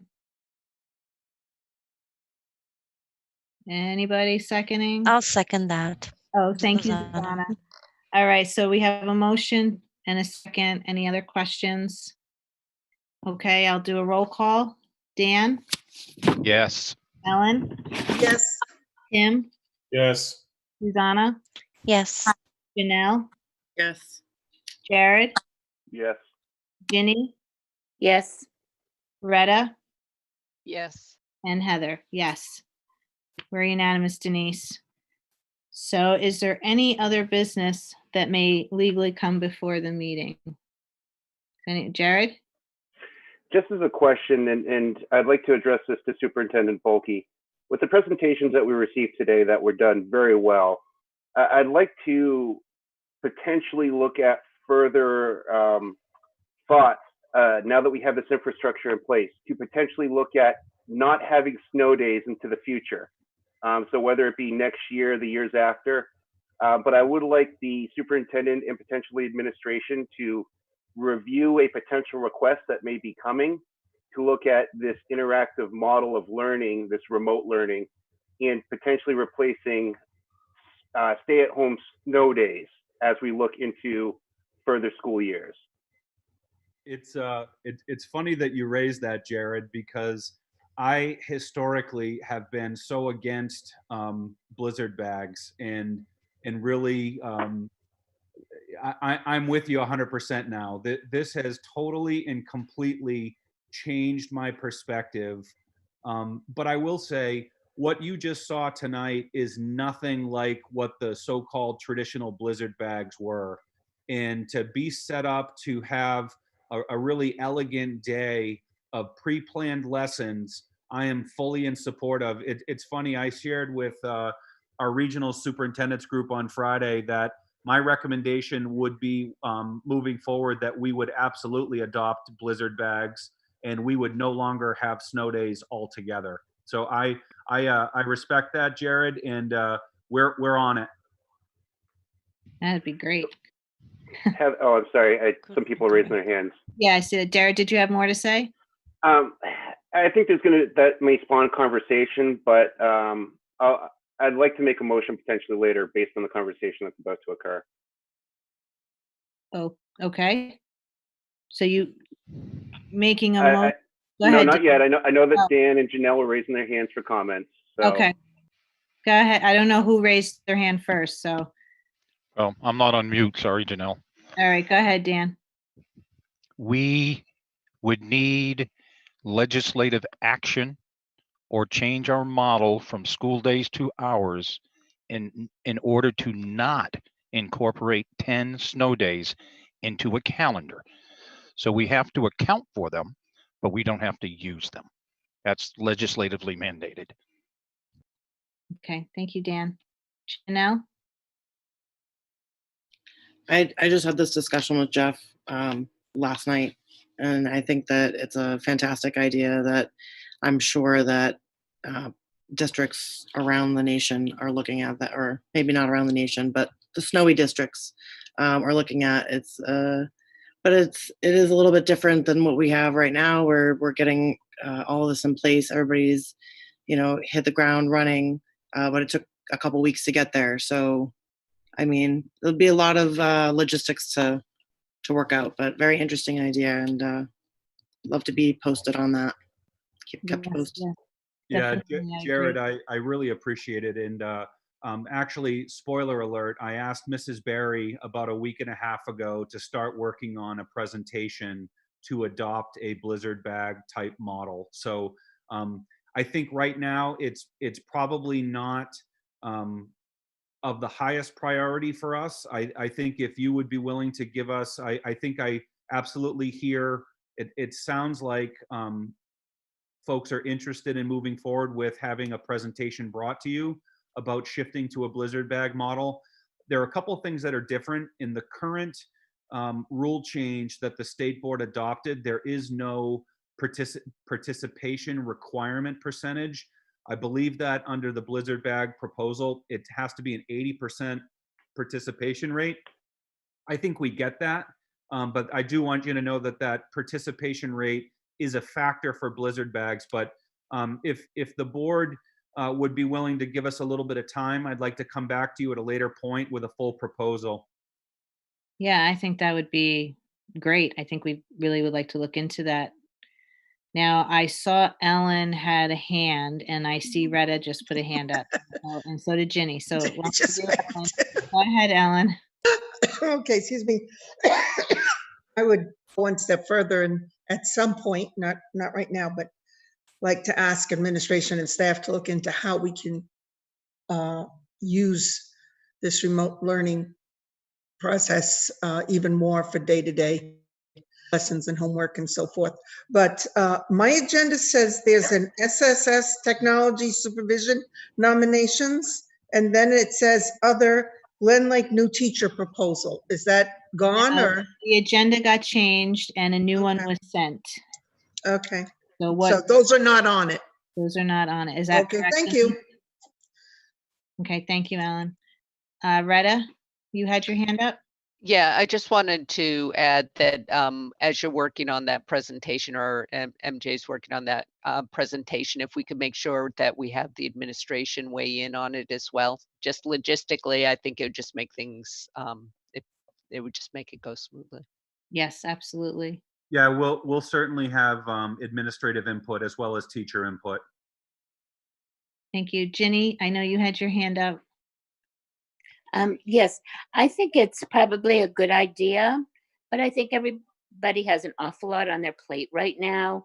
So I think maybe it's a good idea to look towards the summer, maybe to start work on that instead of now when they've got so much on their plate to be working on. My thought, a later date. Thank you, Ginny. Janelle? Just real quick to add to that, maybe it might be something that we could look at, for our retreat, something we could put on the agenda and kind of look forward for next year's goals. That sounds like a good idea. Retta, what do you think of that? Just got a thumbs up. Brian, would that work for a retreat? We've got one agenda item now. We got one agenda item. I think it's a great agenda item moving forward to next year, because we will be back to school next year. So we need to start thinking, yes, fingers crossed, need to start thinking of snow days. So, all right. Is there any other? Yes, go ahead, Janelle. I just had a quick question. I was curious about the committee work and if we could restart that and do some remote meetings. I know there's a lot of important work that was being done before all this happened and a lot of work that needs to get done. I'm just curious what's holding up that process. Brian? Yeah, I would say that we probably are at a point where we could start doing some of that work again, Janelle. It might be good for the board to kind of think about how we could prioritize that. Obviously, it would need to be a similar type platform that we would utilize Zoom. Historically, we don't broadcast those subcommittee meetings, but that's not a problem. We could still allow for the opportunity, consistent with the governor's executive orders, to make sure that the meeting is still 91A compliant. And we certainly could start to do that. And when you hear the principals and the administrators talk about starting to find that balance, I think administratively we're starting to find that balance too. So, we would be where if you would have wanted to, have subcommittee meetings a couple of weeks ago, I would have told you that we probably couldn't have pulled that off. But let me talk to the administrators, and maybe we could start to come up with a plan for how those meetings could occur. I'm sure Mr. Gross would like to get back into having A&F meetings. He's shaking his head. Yes, I see. No. All right, that would be great. Maybe have an update at the next meeting for that. Yes. Thank you, Brian. Ellen, I think, Janelle, is that it? Okay. Ellen, I saw your hand up. Thank you. I know building committee I'm supposed to give a report. We're supposed to give a report before the end of this school year. Of course, we have not been meeting. We were at a certain point, and unless our logistics group, that's Jared, meets or can come up with some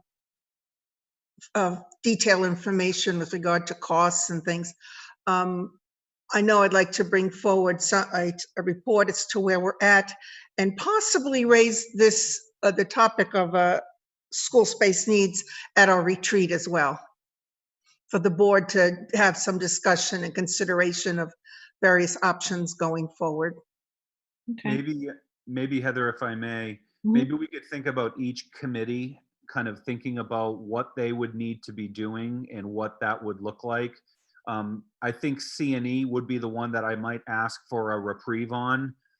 Right now, all of the focus around teaching and learning is obviously fully 100% focused on remote instruction. So I think policy work could probably get back to it. I think P&C could get back to it. A&F, I know Mr. Gross just enthusiastically wanted to get A&F back going. So maybe we could think about it on a kind of a case-by-case basis. The building committee is probably going to be difficult. I think that there is just so much going on and so much that, so for example, we have not engaged in the work with the community planner because of the circumstances. So some of the building committee work might be difficult, but maybe on a committee-by-committee basis, we could think about that, and we'll include that on the next school board agenda. Mrs. Moran, if you would just make a note of that. All right. Perfect. Correct me if I'm wrong, but I thought the building committee was voted on to put on hold for an extended period of time. So we would need to have a motion and a vote to take it off of hold, if I recall correctly. We can go back. I believe that's correct, Jared. Yeah, that is correct. And so maybe at our next meeting, maybe we could go committee by committee, and the committee chairs could think about what you might recommend, and then we can think about what's practical and makes good logical sense. Okay. Just a point. They're going to have to, when the committees start up, they're going to have to elect their chairs. Right. I was just going to say that. Thank you, Denise. That we haven't, no one has met since our March vote. Correct. We have, we need to organize. But we have not met and therefore elected new chairs for each committee. So we could do that as part of that process. So at our next meeting, why don't we go ahead and establish those committee structures? And at the very least, we could, have the members who are on those committees could weigh in, even though if a chair hasn't been elected for the committees yet. Okay. At least to Janelle's point, at least to get some of that work back going again. Right. No, definitely. Retta, you have something? Yeah, our next P&C meeting is May 4th, prior to our next meeting, and we need to vote on scholarships. So if it's okay, I'd like to be a guinea pig with that committee. Well, I'm just a member at that point, but to to go ahead and plan for the May 4th because we have Ashley Barisi planning to come in to give us an update. Okay, right, and that was mentioned during your agenda item Right. tonight, so. Okay, so May 4th, PNC meets, and then the rest of the committees will talk about at our next meeting to figure out when we're gonna start meeting again. Is that correct, Brian? Yes. Okay, all right, perfect. Is there anything else anybody wants to say before we adjourn? I'll make a motion to adjourn. All right, thank you. Second. Second, I saw Janelle's hand go up first, Dan. Sorry. That's okay. That's okay. We're going to vote anyway. Well, and before we vote, I want to thank you guys all for figuring out the 3-day flex April vacation. I know that was a hard decision for everybody. Thank you, Brian, for getting our administration here. I think that really helped everybody to make the best decision that we could. So I appreciate it.